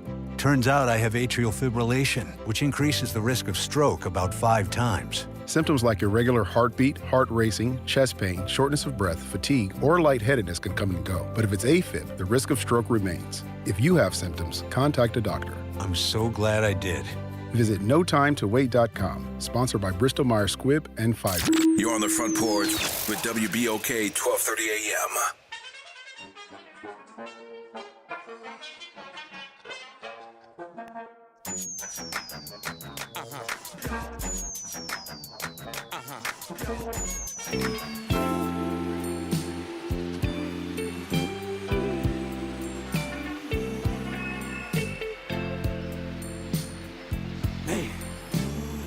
Man, what time is it? Man, I gotta hurry up and get there. Oh, I don't see no cows nowhere. Wait, yeah, that one over there. Yeah,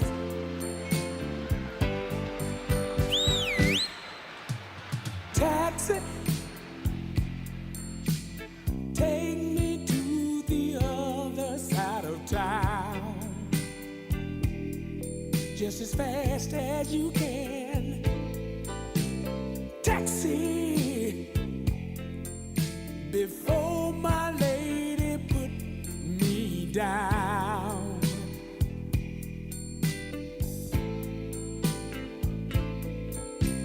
Please won't you hurry? Can't you see she's got me worried? I don't wanna lose her love. I don't wanna lose her. The cross town is too slow. Hitchhiking is a no-no. She's all I'm thinking of. All I'm thinking of. Taxi, I've got some patching up to do. Yes, I have now. Taxi, like a fool I broke her heart in two. Sure didn't mean to do it now. So start your meter running. Welcome back to the Front Porch here on WBOK 1230 AM. What New Orleans is talking about all day long. I'm your host, Kimber White Dupree. And I'm Ashanti Sandra's daughter. And we coming back with some ballroom music. We need some cigarettes and some alcohol. We need a setup. Because I don't know what. How did we get to this? Is that Johnny Taylor? Jay Blackfoot. James who? Blackfoot. Blackfoot. That sounds just like Johnny Taylor, but yeah. Somebody with the glasses and a straw hat on a cover with a glass of cognac in their hand. Is that one of those? Probably is. Pictures? I don't know. I don't got a picture. My goodness gracious! Oh, y'all, welcome back to the Front Porch. It is Movie Monday, and also Nyron Sanders' 25th birthday. We're not gonna let you live this one down at all. I see. I'm your host, Kimber White Dupree. And I'm Ashanta Sandra's daughter, and I'm absolutely upset with my super producer. Because how you don't tell me? How you let another woman sing you happy birthday and I ain't even say happy birthday to you? Look, I had to she reminded me when she said it's my birthday. Now you had to remind him about his birthday. My now you birthday see how a today. man will just look you in your face and just lie? Yeah. That's the definition of playing in my face. Well, you know, when I said he got birthday coming up, he was like, oh, yeah. Now, that was a real response. He was like, oh, it is. Have we found out the character name for the penguin on, is it Batman? I was still at Mucinex Monster, but you know, let's see. It was Batman, the one with Danny DeVito, right? Yeah. With the, why does that... Why do I have that image in my head? I don't know. I needed to get that out of my brain because I can't find it. I feel like he didn't have a name other than the Penguin. Oh. I feel like that was his name. I remember his origin story. Oh. But I don't... Wait. This one. Not the one from the series. You talking about the one where Danny DeVito was in it. I think it was just called the Penguin. Oh, that's all? Yeah. Oh, so he don't have a name. But he was the one who had the gloves with the hands that were like this. But the Mucinex Monster is a more fitting name. Yeah, I feel as if I'm telling you. And just like you'll never unsee that. Mm-hmm. You'll never unsee that. Yeah, I think you know, just back to like the nexus of what we were talking about. Mm-hmm. I really do think Black people, old Black people, a level of grace that we have yet to attain, and we don't know how to do it in a consistent way that says yes, you deserve to be held to account for the thing that you've done, mm-hmm. but more so that this is a community that knows how to govern itself, right? Like we don't condone community violence. We don't do that, but we do. No, but I'm saying this should happen. Like we should have this decorum about ourselves that is not contingent upon what other communities of people are doing, mm-hmm. because that's not who we've ever been. And so that's why when we have conversations about decorum or conversations about manners, and I'm like, by whose standard are we talking about acceptability? You know what I mean? Like why? Because let's not act like there are some things that are happening in other communities of people that are not desirable either. Mm-hmm. So that doesn't make what they say or do a standard for us. And so I just think that we need to create and cultivate that for ourselves and honor that for ourselves and hold people to account for it. Somebody gave us the name for the penguin. What's the name? Oswald Cobblepot. That's what I knew he had a name. You kept on making me feel slow, and I'm like, nah, my brain was literally moving slowly, trying to. Chesterfield Cobblepot, baby. That's quite a name. That's quite a body. That's Oswald. That's quite a name. Chesterfield Cobblepot. Mm. I am done. And that sounds appropriate for the matter. All right. I kid you. I tell no tales on that. Something else I wanted to talk to you about. So somebody from the listening audience told us the name? Yes. Boy, them people Jamal Watson. Don't miss. Jamal Watson, Oswald Chesterfield Cowell. That's like L.B. Landry, mm-hmm. Lord Beaconsfield Landry. Mm-hmm. I was like, I thought the name maybe Lawrence or Larry, and I was Lord. like, Lord, what? Yes, Lord Beaconsfield Landry. Thank you for informing me about that. Yeah. I was not ready, but that's a name. That's quite a name. I mean, you know, there's an athlete named Dakotas. Now what now? His mama named him Dakotas. He's Spell a football player. D-A. Codis. C-O-L-D-E-S-T. The coldest, like look it up. Dakotas. Mm-mm. That's his name. Mama. That's his name. The coldest, D-E. Uh-huh. Coldest. Uh-huh. Crawford. Mm-hmm. Ma'am. Mm-hmm. That's his name. We just be liking to say stuff. I mean, I guess but here's the thing, though. That's one. But here's the thing, though. If he is the coldest yes. to play the game, then you keep putting the. It ain't no the. I'm just saying. The coldest. D-E, coldest. The coldest. Don't stop over enunciating what ain't there. It's the coldest. And also, does it have an apostrophe? Yes, it's separated. All right. Oh, wait. The coldest to ever do it. Yeah. It's his name. I have words. To ever do it is his middle name. I have words, but all right. You better be the coldest. He can play. He can play now. I don't know about. You better be the coldest. Being the coldest with a name like. I feel like it's an affirmation. you struggling. I feel like it's an affirmation. Listen, again, here's the thing. You gotta have an aspiration, but you better be the coldest to ever. That's all I'm saying. Live up to the name. I'm just, and maybe that's what it was lovely. there for. That's lovely. So he can aim high.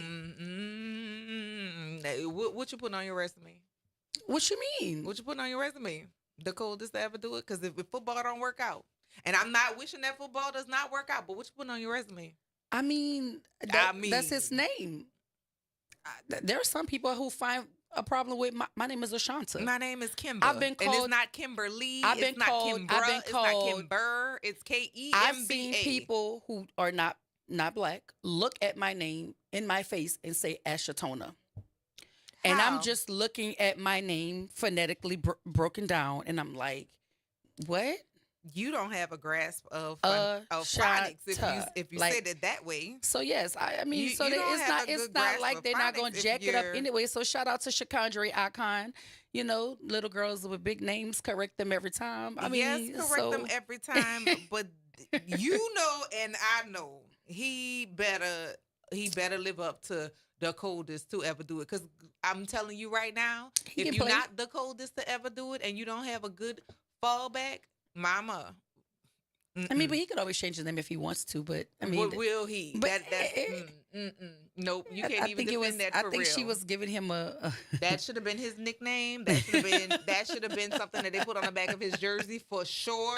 That could have been his line name. That could have been a whole bunch of different stuff. But the coldest to ever do it, you better be the coldest to ever do it, because mama, we're going to take this break, y'all. Stay tuned to the Front Porch right here on WBOK, 12:30 a.m. What New Orleans is talking about. All day long. We'll see y'all on the other side.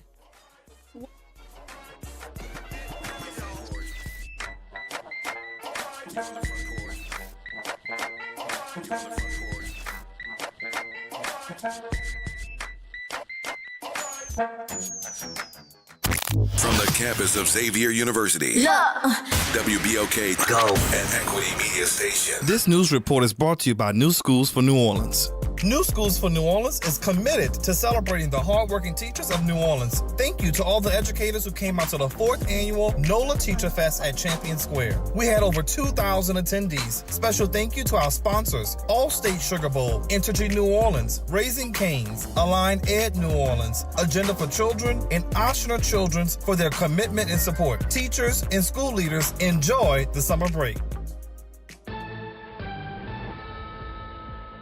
I'm Bree Wood with BIN News Now. The White House is in talks with Walmart after the retailer said tariffs will force price hikes. Treasury Secretary Scott Bessent said he spoke with Walmart's CEO on NBC's Meet the Press. Walmart is, in fact, going to, as you described it, eat some of the tariffs. President Trump fired back saying Walmart should eat the tariffs instead of blaming them. Deadly storms and tornadoes ripped through the Midwest and South this weekend, killing at least 27 people, 18 in Kentucky alone. Homes were flattened, roads blocked, and rescue crews are still searching for survivors as cleanup begins. And the Supreme Court has blocked President Trump from using the Alien Enemies Act to deport alleged Venezuelan gang members. In a 7-2 ruling, justices said detainees must get enough time and information to challenge deportation and contact a lawyer. Get BIN News Now on demand 24/7 on the iHeartRadio app. You're on the Front Porch with WBOK 1230 AM.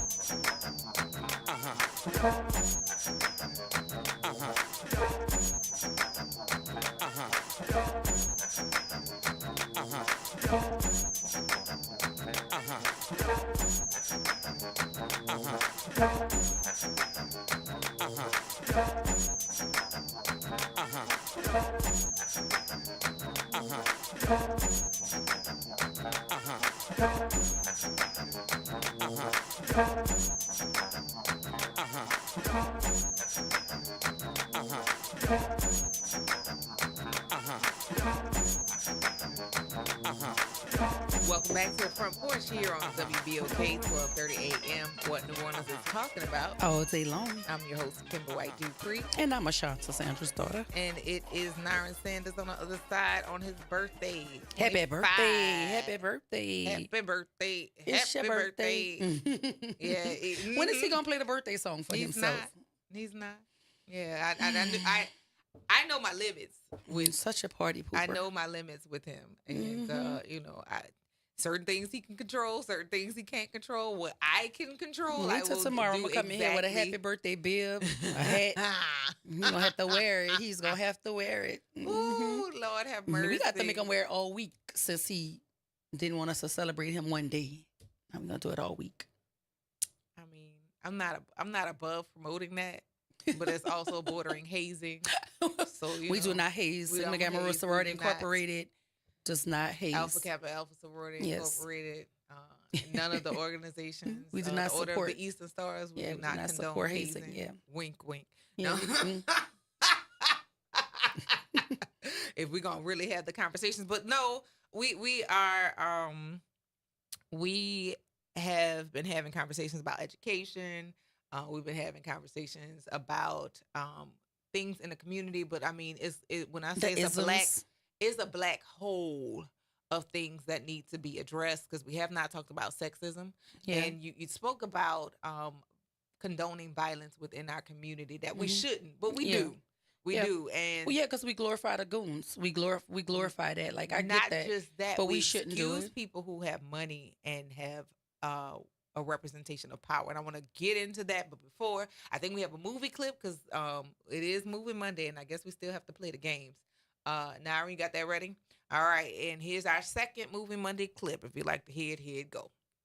Hey, you're supposed to be the fastest thing in the valley, man, but that can't be your car. It must be your mama's car. I'm sort of embarrassed to be this close to you. Yeah, well, Ooh. 504-582-94. Now, so y'all ain't going to get it this easy this time. He does a very good job of curating movies and songs. Because that's what he like. Now, He's a the creative. trivia is usually a collaborative effort.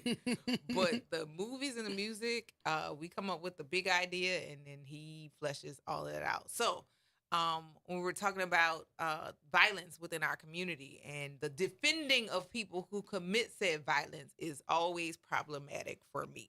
I do feel like there have been cases where Black people and Black men in particular have been railroaded in the justice system, but that does not, that should not give carte blanche for you to do things that are violent and be excused. One thing in particular, Chris Brown has exhibited several cases and instances of being violent. And right now, he's back in jail, not in the country. There's a free Chris Brown, free Chris Brown. Chris Brown has been violent over the years. He's had several instances. I mean, as recent, I feel like, as last year. No, as recent as this year, he had like a fight or an altercation in the club.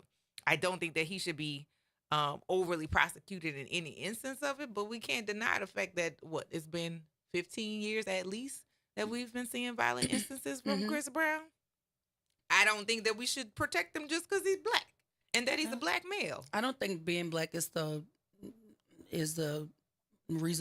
sole reason to protect anybody just because you're Black. And I mean, if you need a reference for that comment, look at the officers in Memphis and what they did to Tyree Nichols. So I don't think you excuse anything simply because a person is Black. all my conversations ever do is try to honor the humanity of Black folk inside of some of the most dire situations and circumstances, right?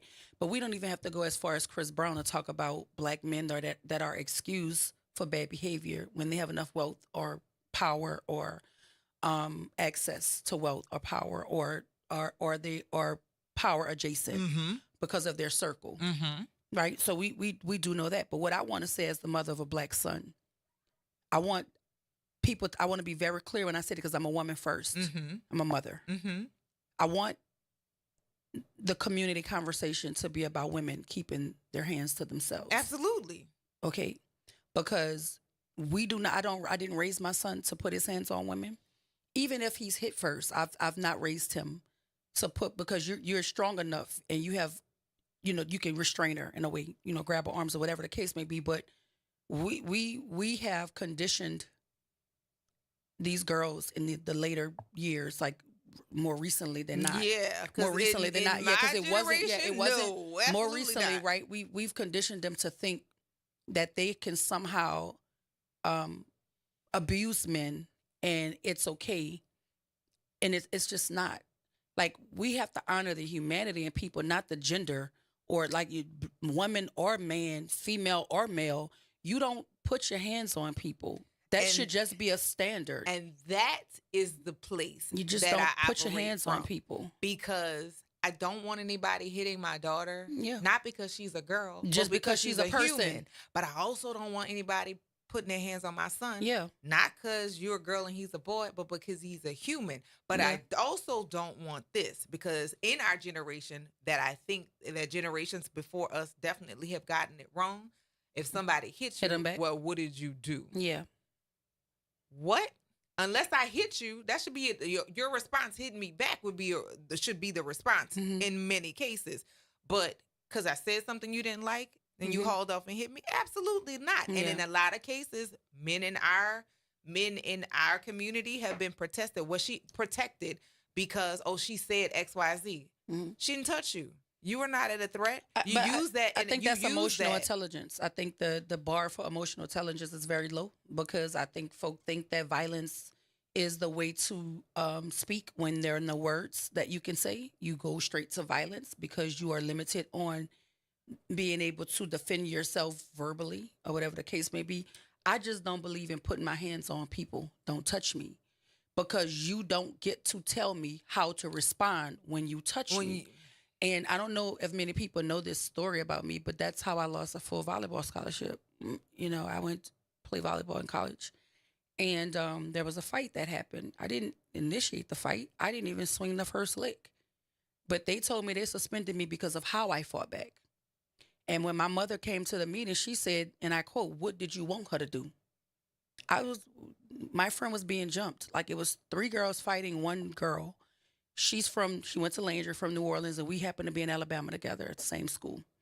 And a fight happens. 3 of them are jumping her. We're on the same team. I don't know how nobody else was raised, but I'm gonna tell you how I was raised. If I go somewhere with you, I better come back with you. You know what I mean? If a fight breaks out, we better all be fighting, because we can't go home and tell our mama, like, my sister got jumped and I stood there. That's just not how I was raised. So she was my responsibility. We from the same neighborhood, we on the same team, and there's 3 people jumping her, and I jumped into the fight to help her, right? But the school told me that it was how I fought back. And I'm gonna be very transparent here and be very honest. I was not the same Ashanta that I am today. I've learned and I've grown. But then if it wasn't nailed down to the ground, I could pick it up and it's fair game. And that's what I did. Okay. If I could pick it up, you was getting hit with it. Meaning my feet, a table, a chair, a dish. Because the goal was to get you off of them. The goal was to get 3 of y'all off of her. That was the goal. And at 18 years old, I didn't see nothing beyond. That's how I know children. The way you're thinking, I wasn't thinking about the other side, losing scholarship, going to jail, or being arrested. I was thinking, we got a situation right with Carmelo, and I'm thinking Right now. 3 of y'all. It's right now. And I gotta move y'all around. And that's what happened. And I got the tape. I still have the tape of the conversation. And they did not suspend me because I was fighting, because it was already proven that these girls instigated the fight. We were outnumbered. It was more of them than it was of us. It was only 2 of us. And so what did you want me to do? And that's what my mama asked. Well, what should she have done? You know, because they kill me when they be like, go get somebody. By the time I go get somebody, been almost dead. Her face could have been in a. Right. She could no. And here's the thing, Kim, but I couldn't get in a fight easily because there was a crowd of people. So I got on a chair, on the table, ran down a few tables to jump into the middle of the fight. I was trained to go at 18. You know what I mean? Ain't thinking about nothing. I was trained to go at 18, and so that's what happened. And here's the thing: if I had to do it all over again, because this is a question that my mother likes to ask me when I get in trouble, would you do it again? If you had to do it, and if the circumstances were the same, I'm going to do the exact same thing. If they were fighting one-on-one, I could have let her. You can handle that. There was no need for me. But me. the moment more than one person put their hands on her, I felt obligated to help her. And we're not thinking about. I wasn't thinking about none of that. Yeah. The cafeteria gave us a standing ovation because we were outnumbered, and we did what ain't nothing like a New Orleans girl. We're gonna go through we the did line. what needed to be done. You're not wrong, and we're gonna continue this conversation. Let's hit the lines right quick. Hello, Pamela. Good morning, Front Porch family. Hey, Pam. Good morning. Hey there, Doctor. And Kimber, I wanted to mind my manners and wish Nyra a happy birthday. And I would like to try to guess at this movie. All righty. Go for it. Is it American Graffiti? Come on now. What? There we go. Listen. Y'all don't have no games on the Good Morning Let Show. me tell you something. I just didn't want another man to get it right because, the man was 1-0. It'd be all about girl power. This is decidedly been Josh's day. So. Yeah, Josh got it. I'm talking about with what was that, like a 10, 12-second clip? Yeah. Y'all doing all right. That's what happens. Well, you got it. Way to go, Pam. Pam, you want to take a guess at the theme for today? No, darling. Let me just be happy right now.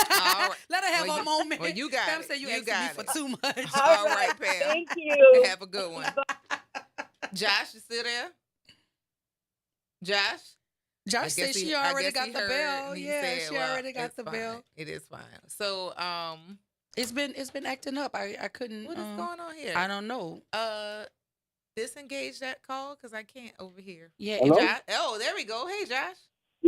Yeah, I knew that. I knew that was a good job, Pam. I'm a George Lucas fan, so I knew what that was too. Okay, well, you gonna take a guess at the theme? Is it Bad Schools?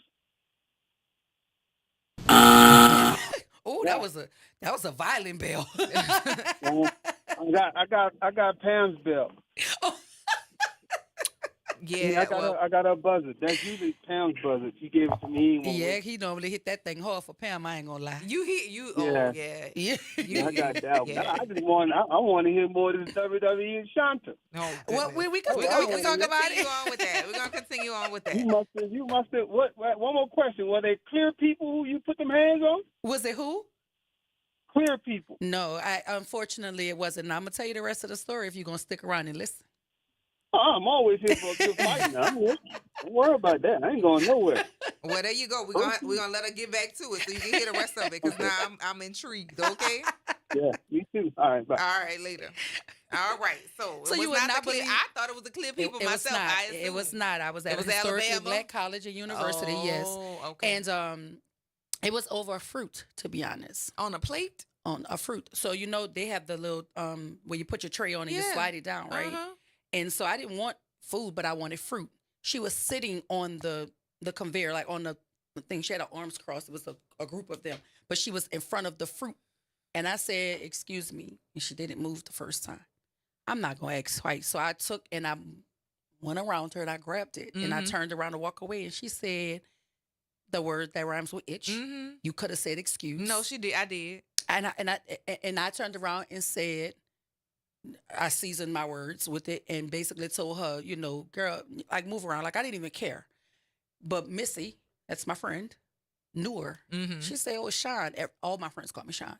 She said, "I know her. I'm gonna go talk to her." Mm-hmm. So I'm sitting down at this point. The coach is sitting at the table with me. Our assistant coach, she's sitting across from me. So, like, I'm watching it, but I'm talking to her. And before I knew it, I just heard ruckus in a whole group, and I knew it was Missy, and I knew she was in trouble. So I literally jumped up. The coach grabs me. Whatever I had on, I can't clean up out it because she wasn't about to hold me. Right. And I jumped on a chair, on a table, and I went across at least 3 tables and jumped down in the middle of the thing and hit the first one I saw. Oh. Okay. Hit the first one I saw. Her back was to me. She couldn't see me coming, but I could see her. Right. Hit the first one I saw, and that made it a 1-on-1. So it's 2, it's 4 of us fighting at this time. Down goes the other one, and so the people in the cafeteria knew we did not start the fight. So they all literally were clapping because this girl apparently is a bully. Mm-hmm. And I'm just like, I don't know her though. And I was just trying to get a fruit. And I was trained to go at 18. See, if you catch me now, I give a whole lot of grace because I don't want to fight. Like, I have a child that's 19. I'm not about to be in the street fighting, but at 18, I didn't need no other invitation. And I went. And when we were pulled apart, the police, the campus police took us to the thing. The man said, "You are not allowed on the 4th floor, and you are not allowed on the 3rd floor," because the athletes lived on the 3rd floor. She was on the 4th floor. Oh. I'm still hot. I'm talking about I'm mad. So I didn't go to the 4th floor, Josh, but I went sat in front of the building. She got to come outside. That's all I kept saying. She got to come outside. Kimba, when I saw that girl finally, it was like 2 days later because she wouldn't even go to class the next day, and I didn't know why because she never came out the building. That girl had 2 black eyes because she had a big hickey that settled, and she had 2 black eyes, and she apologized to me when she saw me. Don't you hate that? I hate that because had you had that forethought, we wouldn't be here. All I'm going to say is keep your hands to yourself. Like, I don't want to fight anybody. But when I was 18, it wasn't nothing. It wasn't nothing you could. I was trained to go at that time. But I promise you, I have never started a fight, ever. I ain't never hit nobody first. And I've only been suspended from school twice, once in 11th grade and once in college. I wasn't a bad kid. Oh, my God. And the fight in 11th grade, they start calling me Wolverine from the X-Men. I got Tyson. Yeah. But I, again, am not person who starts a fight. I'm not. I will never put my hands on you first. But again, I'm telling you, the conversation. And I let you say a whole lot of stuff. The conversation in Alabama mirrored the conversation at Carr. When I had the fight, because again, they didn't suspend me because I had the fight, because everybody said that the girl tried to hit me with a lock. The lock that she put on, she tried to hit me with it. Mm-hmm. Everybody said that. Like, the principal suspended me, and Mr. Heiser could attest to this himself. If he listening, he could call in if he want. Mr. Heiser said, Wyatt, they called me by my last name because won't you calm down? And I told Mr. Heiser, I said, I will calm down when you let me go so I could beat the sugar honey iced tea out of her. Uh-huh. Now, keep in mind, I'm fighting the sister. She's in 12th grade. I'm in 11th grade. She has a sister that's in 7th grade. The little girl jumps on my back and starts hitting me in the top of my head. But with the lock? I don't know what it felt like she was plucking me. That's because you were angry. I was angry. Yeah. But baby, when I got up off the ground, I got on the table in the cafeteria to find her in the crowd, and I hit her with the back of my hand because I didn't want to punch her. She was too little. Mm-hmm. I took my hand and I leaned it back with all the might, and I popped the cream and she slid across the floor. That was just me. That's why they suspended me, because Mr. Heiser said I wouldn't stop. It wasn't that I was fighting because I almost got hit with a lock. You learned how to stop now, right? Yeah, I know how to think. Okay. Yeah, like I got this big old head and a big old brain. Mm-hmm. I need to learn how to use it. We're going to take this break, y'all. Stay tuned to the Front Porch right here on WBOK, 1230 a.m. What New Orleans is talking about. All day long. Mm-hmm.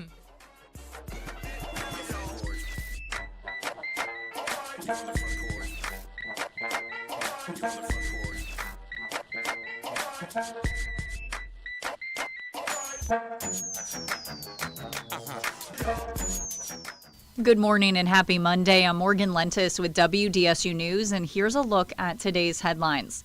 The manhunt for 7 escaped inmates from the Orleans Parish Jail enters its 4th day. A total of 10 inmates escaped early Friday morning, and since then, 3 escapees have been recaptured. The remaining 7 are actively being sought by law enforcement agencies across the state. And this morning, Governor Jeff Landry is blasting the court system in New Orleans, saying the jail is overcrowded because cases aren't moving fast enough. As a result, Landry is calling on the state Supreme Court to investigate what's slowing things down. He signed an executive order Sunday to review the number of judge trials and acquittal rates at criminal court. Meantime, the New Orleans City Council will hold a meeting tomorrow to discuss the jailbreak and issues at the facility. At a Friday news conference, Sheriff Susan Hudson blamed infrastructure issues like faulty locks and inoperable cameras for aiding the inmates' escape. Council members have taken issue with some of those claims, saying they were not made aware of the problems. And finally, New Orleans police responding to shots fired around 1:40 Sunday afternoon near the corner of Edinburgh and Eagle Streets. Investigators say they found a man with at least 1 gunshot wound inside a car. He died at the scene. That's a look at today's headlines. I'm Morgan Lentis with WDSU News. Have a great day. This is the Bloomberg Black Business Beat, brought to you by FidelityWealthManagement.com. Brandis Daniel is looking to boost diversity in the fashion world. Department stores would carry hundreds of designers, but less than 1% of those designers were designers of color. That's Daniel speaking to Bloomberg about a realization she had years ago about the lack of diverse talent in fashion that led her to creating Harlem's Fashion Row. It's an agency focused on building a bridge between big brands and designers of color. We've donated over $1 million to HBCU fashion departments, thanks to companies like Gap.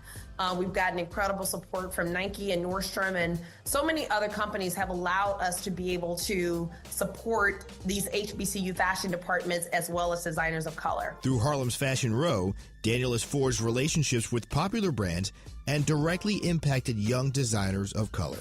I'm Bloomberg's Justin Milliner on the Black Business Beat. Working as a dedicated Fidelity advisor, I always ask, what's important to you?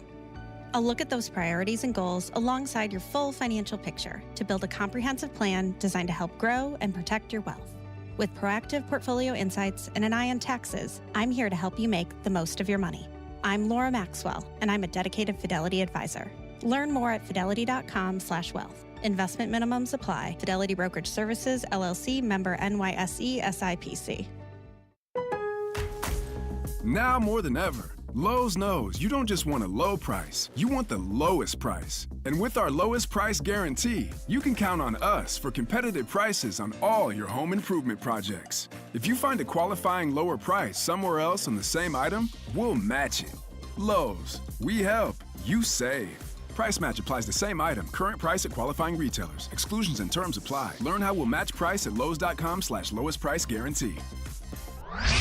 Hey, this is Steve Poston. Be sure to listen to WBOK 1230 AM every Saturday morning at 10 AM and Sunday evening at 5 PM, bringing you the best Southern Soul barroom music with the Southern Soul Weekend Party Mix, hosted by me, of course. I'll be playing your favorite Southern Soul music by artists from all over the South, right here on WBOK 1230 AM or online at WBOK1230.com. The station you listen to longer. Listen to longer. Listen to longer. Tune in to The Monitor's Mic, where we talk about oversight, policing, and you. Hosted by the Office of Independent Police Monitor, we're here to shine a light on policing issues that matter, from real-time policing updates to in-depth interviews. Every Friday at noon on WBOK. The New Schools for New Orleans team would like to send a huge congratulations to all of our graduates across New Orleans public schools. We wish you all the best on the next chapter in your life. Know that you are destined for greatness. Making a difference in the community. WBOK 1230 AM. You're on the front porch with WBOK 1230 AM.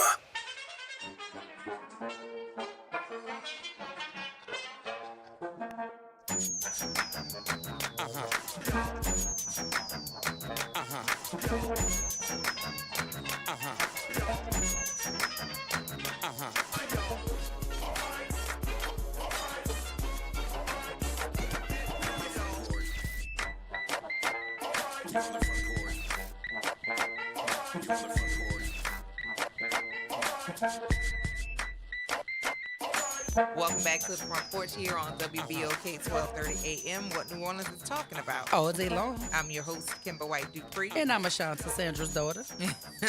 And is right here on the Front Porch talking all of the sugar, honey, iced tea, and having all it's been of quite the the conversation. Giggles. It has been. Who won't roll with that? Oh my, that's you? Yes. Who won't roll with that? Girl. Who won't be tussling with just solid muscle at any point? A gymnast and a dancer, I wouldn't want to fight with her. I post this every year. I have in the past. I'm that's 31 years ago. God, man, time went by really fast. But yeah, no, like, I wouldn't want to fight. That's all practice, running, flipping, and lifting weight.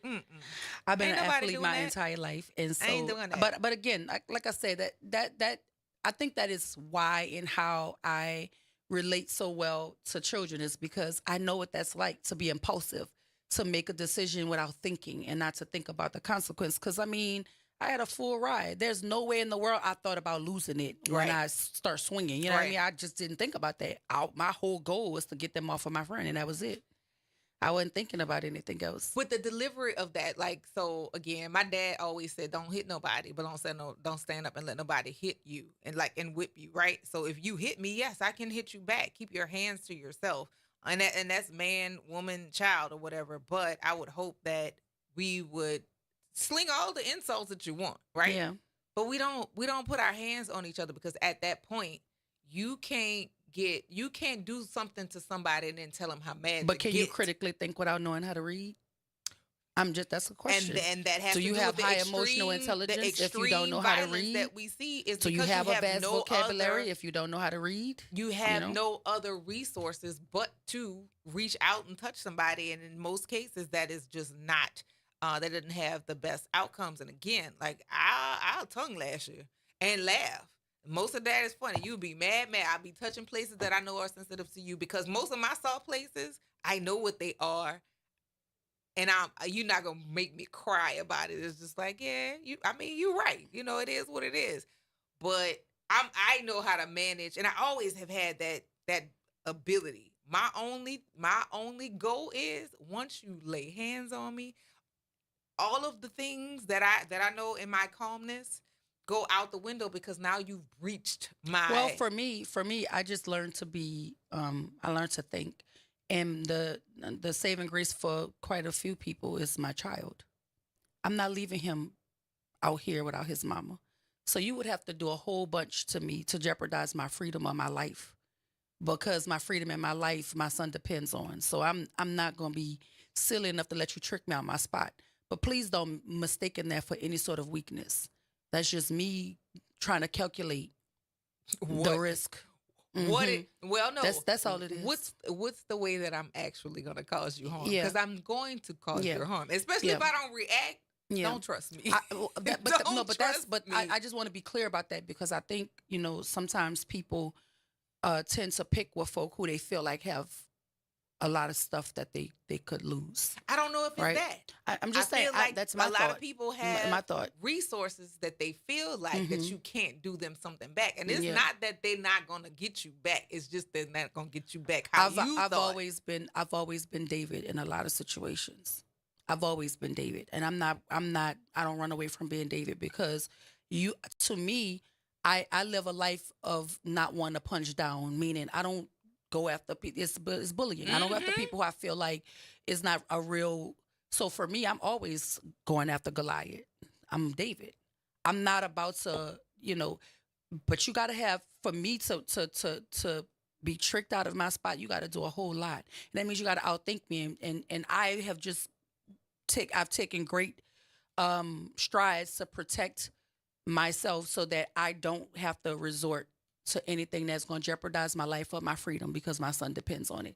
And that's to me the most important thing. But when I was 18, I did not have. You didn't have that. I didn't have guardrails like that because I wasn't a thinker like that. I was very impulsive. If you angered me in such a way, or I just was angry. But it was a lot of unaddressed trauma happening inside of me that I did not know about nor could I recognize until I was astute enough to know That's the origin of my issue. That's why I'm angry. That's why I was swing first and don't care about no questions later. I really was. Like, I'm dead serious. There was no thought. My mama can tell you this. Like, my mama came with Daniel Green slippers on to the meeting in the car when I had the fight.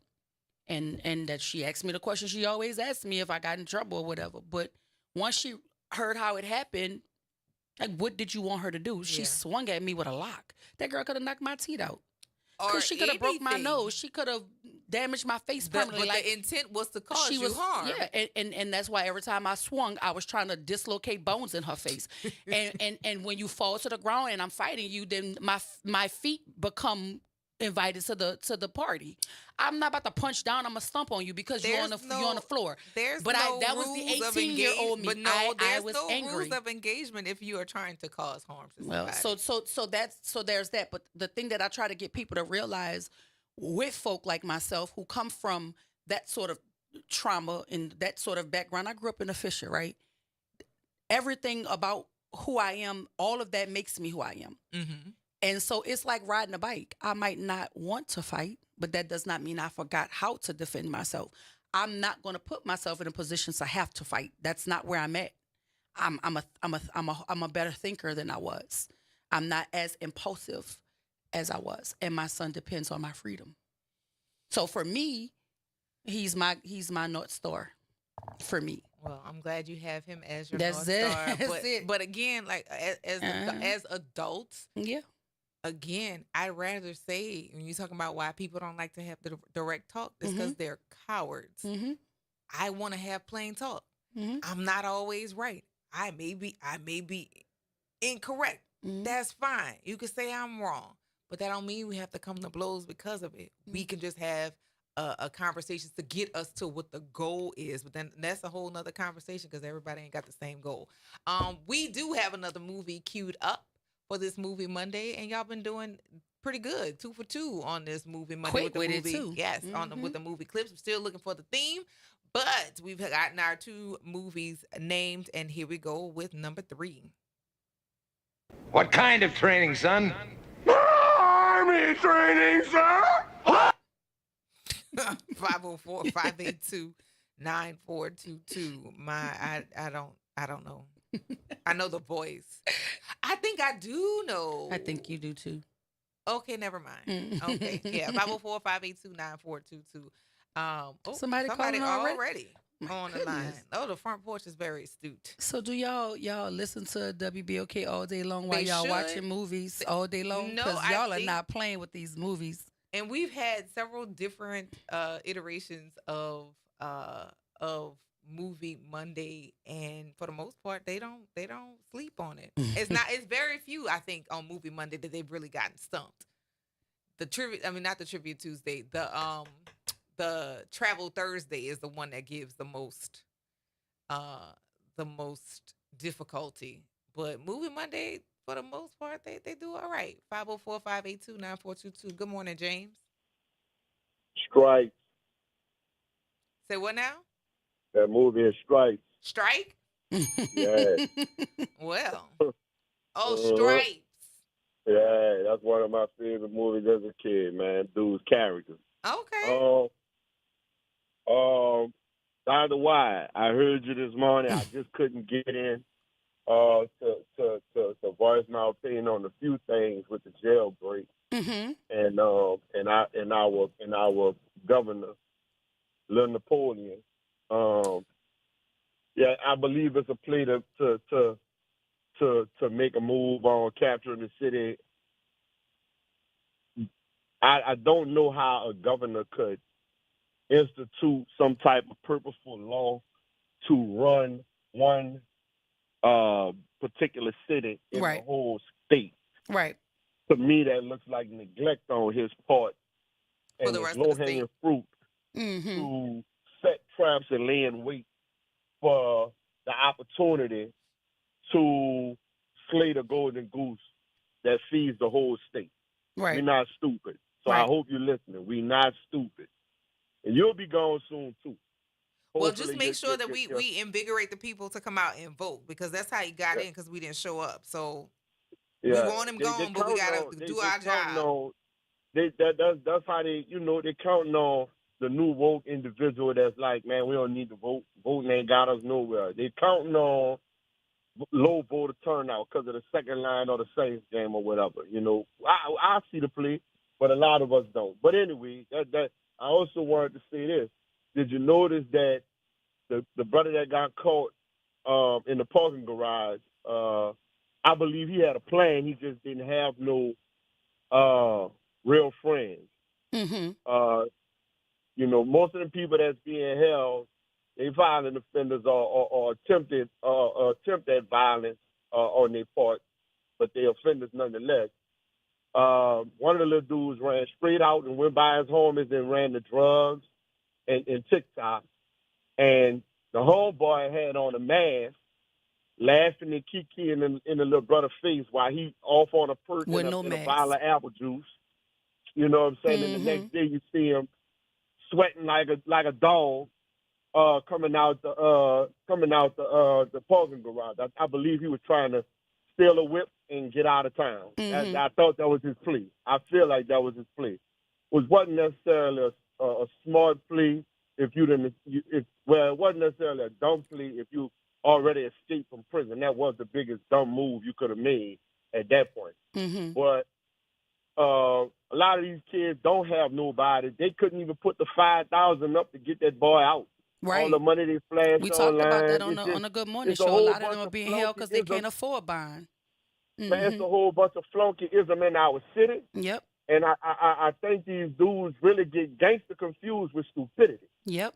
That's a These bill. dudes stupid. Mm-hmm. These dudes stupid. Now, the ones that's still on the run, I think one or two of them boys had a plan, and they coached everybody else to be like, you ever seen a military plane flying, and they got them little tracers that they shoot off so the missiles or the bullets can hit them instead of the plane? Yeah. I believe that's what them boys did. Them boys took flight, and they bought some dummies with them. Yeah. So they could test because if you busy chasing them, I could go about my business. Mm-hmm. Yeah. And they're going to go about their business because they already got their stuff lined up. Yeah. Matter of fact, they're the ones that have helped orchestrate what's going on in there with the person that took the long break. Mm-hmm. Or what have you. We're going to figure it out, though, James. I guarantee you that. They're going to get to the bottom of it because when you have that many co-conspirators, somebody I'm going to jump on because I know y'all short on time, but I'm going to say this. Man, I don't trust Gusman. I do believe that he was one of the ones where the dude was getting out on his own work release, just walking out of jail and coming back when he wanted to.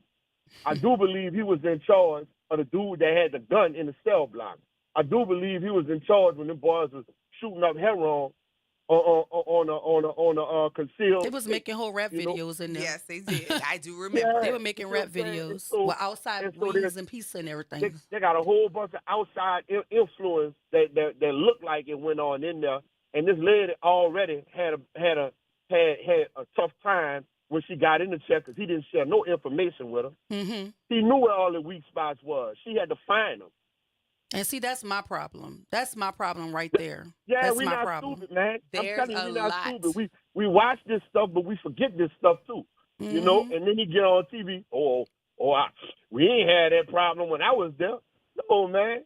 That's because you was letting them out. But did we ever have a conversation about who we lost during Hurricane Katrina? We gonna have to tap out. We never had that conversation. We lost a wealth of an encyclopedia of people with nothing but knowledge. Yep. To this institutional game, and they gone. And they gone. gone. Pass nothing on. And under his watch, we gonna take this. They gotta take some more callers here. Thank you, James. Thank you for calling. We appreciate it. When points are being made. When points are being made. That's a whole nother. Mm-hmm. We're gonna talk about it. I feel I got time this week because my we talking to them? Yeah, because mm-hmm. We're gonna talk about we're gonna plan for that. West Bank James. I don't know what's going on with the West Bank James. Naira connected too. Can you connect us? Because it's not. West Bank James. Hello. I think he may have hung up. Let's go. And who's on 3? It's like I don't know what's going on. Hello, caller. Good morning. Hello. Hey, Dr. White. Hi. Hello. Hey, Dr. Kimber. Wyatt, this is Ken Jones. Ken Jones. And Kimber. Yeah, good How morning. y'all doing? Yeah. The brother talked about what I talked about earlier, the lost institutional knowledge during Katrina. Not just at the jail, but at City Hall as well. A lot of these people who were well-heeled, who knew where the bodies were buried, who knew what needed to be done, are gone. And so now, when Mitch Landry brought in a bunch of Baton Rouge folks and whatnot, and them folks, they were good folks, they had these credentials, they had no idea how our city runs and how it should be running and who to talk to or what to do, and that's been a major deficit for us. But to the movie question, it was Bill Murray who said that in Stripes. Brother beat me to it, but he made a lot of very cogent and salient points as to why things are what they are. Also, in terms of the prison, Bureau of Prisons had to certify that building. So at some point, the state has its own stuff. I don't care for the governor very much because he's grandstanding trying to be vice president. That's his next maneuver, wanting to be a cheap version of Tate Reeves, doing what he's doing to Lumumba over there in Jackson. That's the playbook now. Go after the biggest city, the cash cow, and try to take it over. But I was more wanting to talk about, for a brief second, I know time's short, other people need to call. When you talk about conflict resolution and how people go at things, and they come from where they at, guess what? To quote Ronald Reagan, a good job stops bullets all day. We are not in the education system taking the ODE or distributive education, or there's another name for it. It loses me. I forgot what it used to be called. But we need to have, like, Anne Arundel County, Maryland, which is Annapolis' main city in the county, where we're sending kids to, in our case, we have Delgado, but they have what they call Centers for Applied Technology. Basically, Botech training. We don't have shop like Booker T used to have shop and auto mechanics and cosmetology programs. We need to return that to the schools because everybody's not going to college. You chose to go, of course. I chose to go, but in reality, guess what? My grandfather, who could read on a third grade level and was a cement finisher, had $500,000 saved in 1977. I ain't got close to that. So when the plumber comes, the roofer comes, the electrician comes, I don't feel sorry for them because they charge me thousands of dollars. And that's how a lot of the immigrants that are coming in, they're focused on trades and skills. You can build a good lifestyle coming for those. So that's what I want to see return and happen. And in terms of crime prevention, we could have a police academy where we are training young people at 18, get good people who are out there, the John Thomases, the David Duplanches, people like that who are good straight guys, raise them up right in the system and get our way out through long-term planning, not a short-term fix. With that said, thank you for having me, Kimber. One day, hopefully, I'll meet you, Dr. Wyatt, of course. I see you, and hopefully I'll be back, and I'll see you on Friday. Of course. All right. So, see you soon. That's a conversation great to have. Thank you. All right. Thank you for that. We're going to take this break. Y'all stay tuned to the Front Porch right here on WBOK, 1230 a.m., what New Orleans is talking about. All day long. We'll see you on the other side of the break, y'all.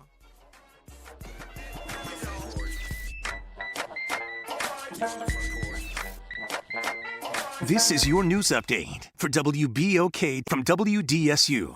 For all your news and weather, watch WDSU News, New Orleans' leader in live, local, late-breaking news. Today at noon and 4 p.m. It's another hot day, starting off muggy and pretty much staying that way. Highs in the upper 80s to low 90s, but feeling like the mid to upper 90s at times. Mild overnight, lows in the 70s, more low 90s this weekend with mostly sunny skies, feeling like the mid to upper 90s once again. We cool off by late next week. From the WDSU First Warning Weather Center, I'm Raven Richard.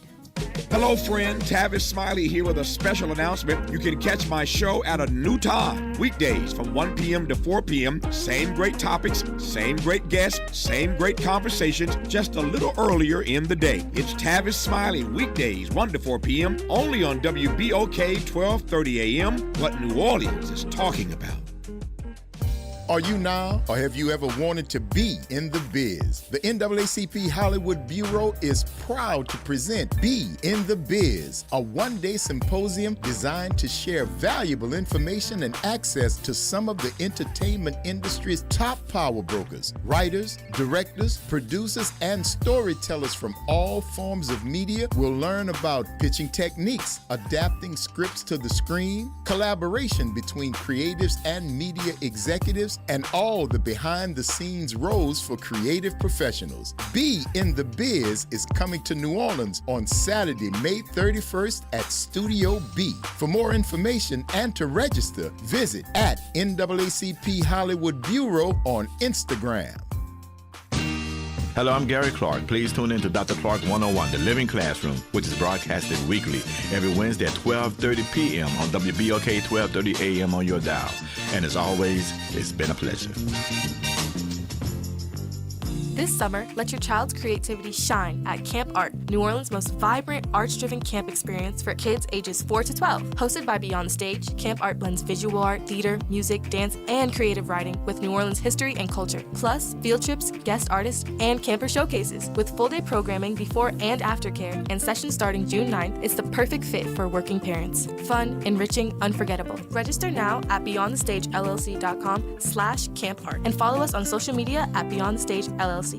Visit DePaul's new Algiers Health Center at 2801 General de Gaulle Drive to receive primary and preventive care for both adults and children. Services also include behavioral health, imaging, and on-site pharmacy, vision, Medicaid enrollment assistance, and more. For appointments, visit DePaulCommunityHealthCenters.org or call 504-207-3060. The doctor's office that accidentally mixed up your files has your social security number. The power company that mistakenly cut your service has your payment info. And the hotel that lost your reservation has your passport number. You need LifeLock because your personal info is in endless places that can expose you to identity thieves. LifeLock monitors hundreds of millions of data points every second. If your identity is stolen, we'll fix it, guaranteed or your money back. Save up to 40% with promo code NEWS at LifeLock.com. Terms apply. You're on the Front Porch with WBOK 1230 AM.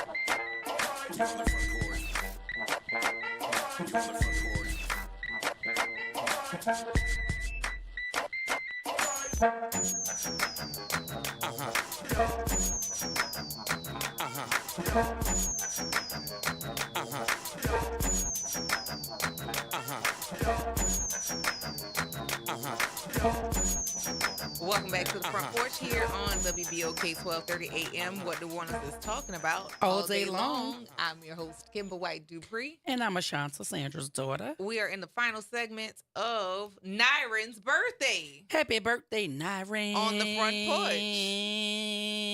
You're never going to live this down. Never. If you watch movies, you know where that came from. You don't know?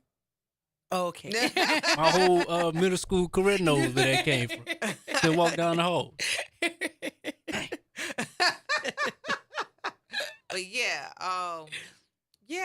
we're never gonna let you live that down, and you're welcome. You're welcome. Yeah. I am happy to lead the charge on that. Yeah, because if you didn't tell me, I wouldn't have known. I know, which is weird. I know, inappropriate. Well. That she knew it was your birthday and I didn't. That's what's weird. First of all, now because I was letting you have it, but you kept going at it. We talked about this Friday. I don't recall. And that was all I was gonna give you because Justin figured it out, and then you was like, "Oh, birthday that's okay. Monday, no, that's okay. I'm gonna celebrate you the rest of the week. I'm just gonna do it all week now. You could have just had one day, and now I'm gonna just do it every day. Great. I'm going to Burger King and get you a crown. Oh man. Not the Burger King crown. I'm going to get him a crown from Burger King. That would have been appropriate last week because that was Jingles last week. Hold the pickles, hold the lettuce. Dun, dun, dun, dun. I'm going to get all of that. I'm going to get the little, at the restaurant where they give you the little coloring book and the pen and the crayons. I haven't been to a restaurant that does bring that. them. Yeah, they do it for the kids. In ages. Well, I don't have little kids no more. But I'm going to get it for Nyron. Where do they do that at? I might want one of those for myself. All the restaurants still do. You just got to ask for it. And I'm gonna go to all of these places and tell him it's my super producer birthday, and I would like to get him a gift. Get him all kind of stuff. Hilarious. Get the little hilarious confetti. Oh, I don't know who's gonna clean it up. Yeah, but that was my idea. I don't do anything that's going to require me to figure some things out. I'm just not gonna do it. But yeah, they got people on the phone already. Yeah, we haven't played. You got another clip ready? All right, we're still working on that. 504-582-9422. Hey Don, we got a short window. What's going on? Oh, you gotta collect. You gotta connect. I don't know what's going on over here. It's not when playing nice. It's not coming up. Hello. Hey, Elwin. Hello. Hey, I wasn't supposed to call in today, but I got into it with the driver who picked me up. But that's another story. I'll tell you about that story another day. All right. So, Elwin, just before you start, yes? I just want to say, if it smells like cabbage, everywhere you go, it's you stinking up the joint, okay? Because everywhere you go, you done got up into somebody. You get into it with somebody. I just want to call that to your attention, okay? No, but this wasn't my fault. That's what you said so many times. I got up early this morning to go, but we got into it about another issue. So this wasn't my fault anyway. Mm-hmm. But anyway, I called for to defend Antoinette Frank. She's to defend her? She's older. I stopped rubbing my eye. I'm sure she doesn't. To defend her? No. I'm saying she's older. She doesn't even probably remember what she did. Oh, I'm sure she remembers. Well, let's say it this way. I'm trying to understand. Spend most of her life in prison, so let her spend the rest of her life in prison.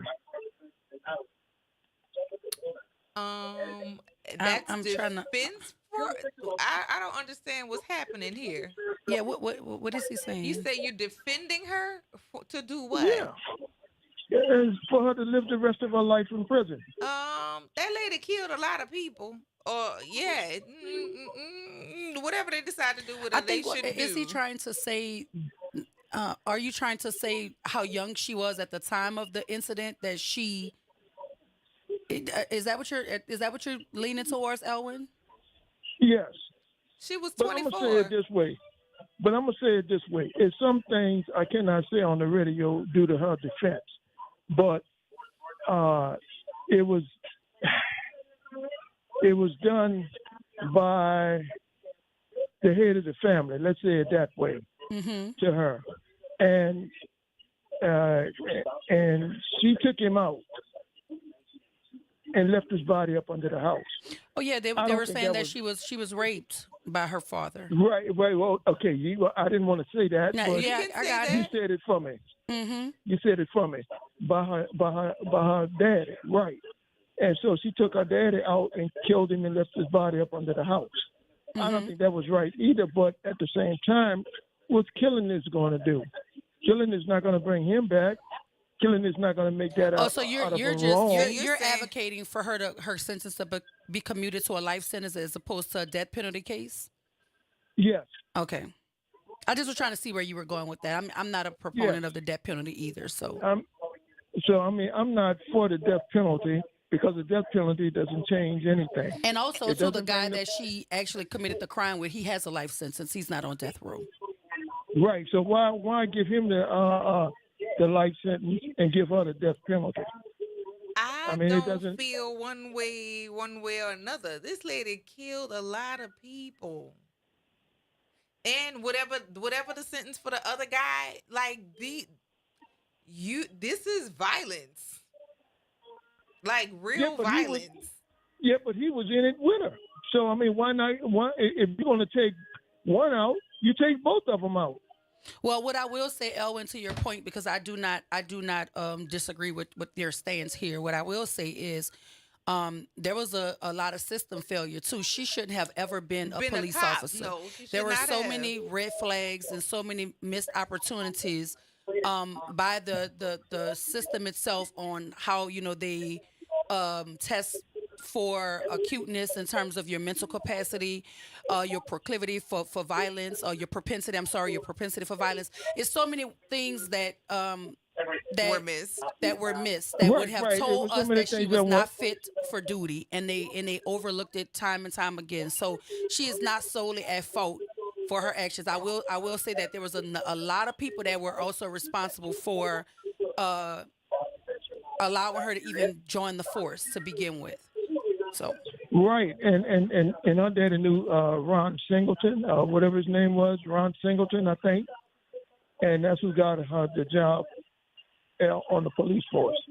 But that's not going to change a thing because, the lady who's in charge of to give her the death penalty or whatever it is, she should not even think about doing that, anyway, because she didn't spend most of her life in prison anyway.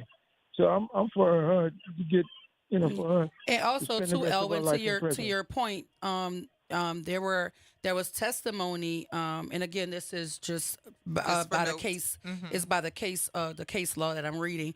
There was testimony that said she told him to stay in the car. He's the one that came into the restaurant while she was speaking to the employees, and she told him to wait in the car. He killed the off-duty officer and held a gun to her head, ordering her to help him as he killed two of the restaurant owner's children. That's what's in this this document that when they were asking for post-conviction relief of her to just commute her sentence from death to life in prison. Now, they're not asking for her to be freed or nothing. They're just asking to get her off death row. And they said there was a witness that testified to the coercion of Antoinette Frank. But yet he's on a life sentence and she's on death row. And again, it's not excusing her behavior. I'm reading directly from this post-conviction document that I'm reading. Well, like I said, if you're going to kill one, you might as well kill both of them because they both was in it together. So, well, I think they came down very, very hard on her, especially when the police officer was killed. Mm-hmm. And I think they came down hard on her just from what I know of the case, because if not for her, he wouldn't have even had access to the place, is what they were saying. So he couldn't have actually, I guess, gotten in or had access to the people if she didn't let him in. Because at the time of the night when it was, that's what made the police officer kind of like learn about what was going on. Because at the time of night it was, and there was still movement and stuff going on inside. So, the people who are advocating for her to keep the sentence that she has, they're saying that she was the mastermind and she was the person that gave the killer access to the building.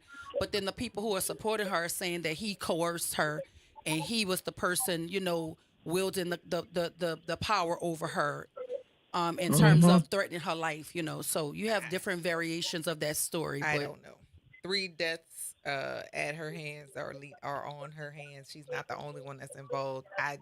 We have other things that we can do. That's just. Well, Kim. Yeah, that's where I stand on that one. Now back to what I was saying this morning. Make it quick because we gotta get out of here. It's not my fault this morning. So. I'm gonna listen for that story on tomorrow because we gotta get out of here. All right, Elwin. Yeah, I'll tell you about that story tomorrow. All right, see you later. You're gonna understand. You're gonna understand what I'm talking about. Okay. Well, thank you so much, and I'll listen for that story on tomorrow.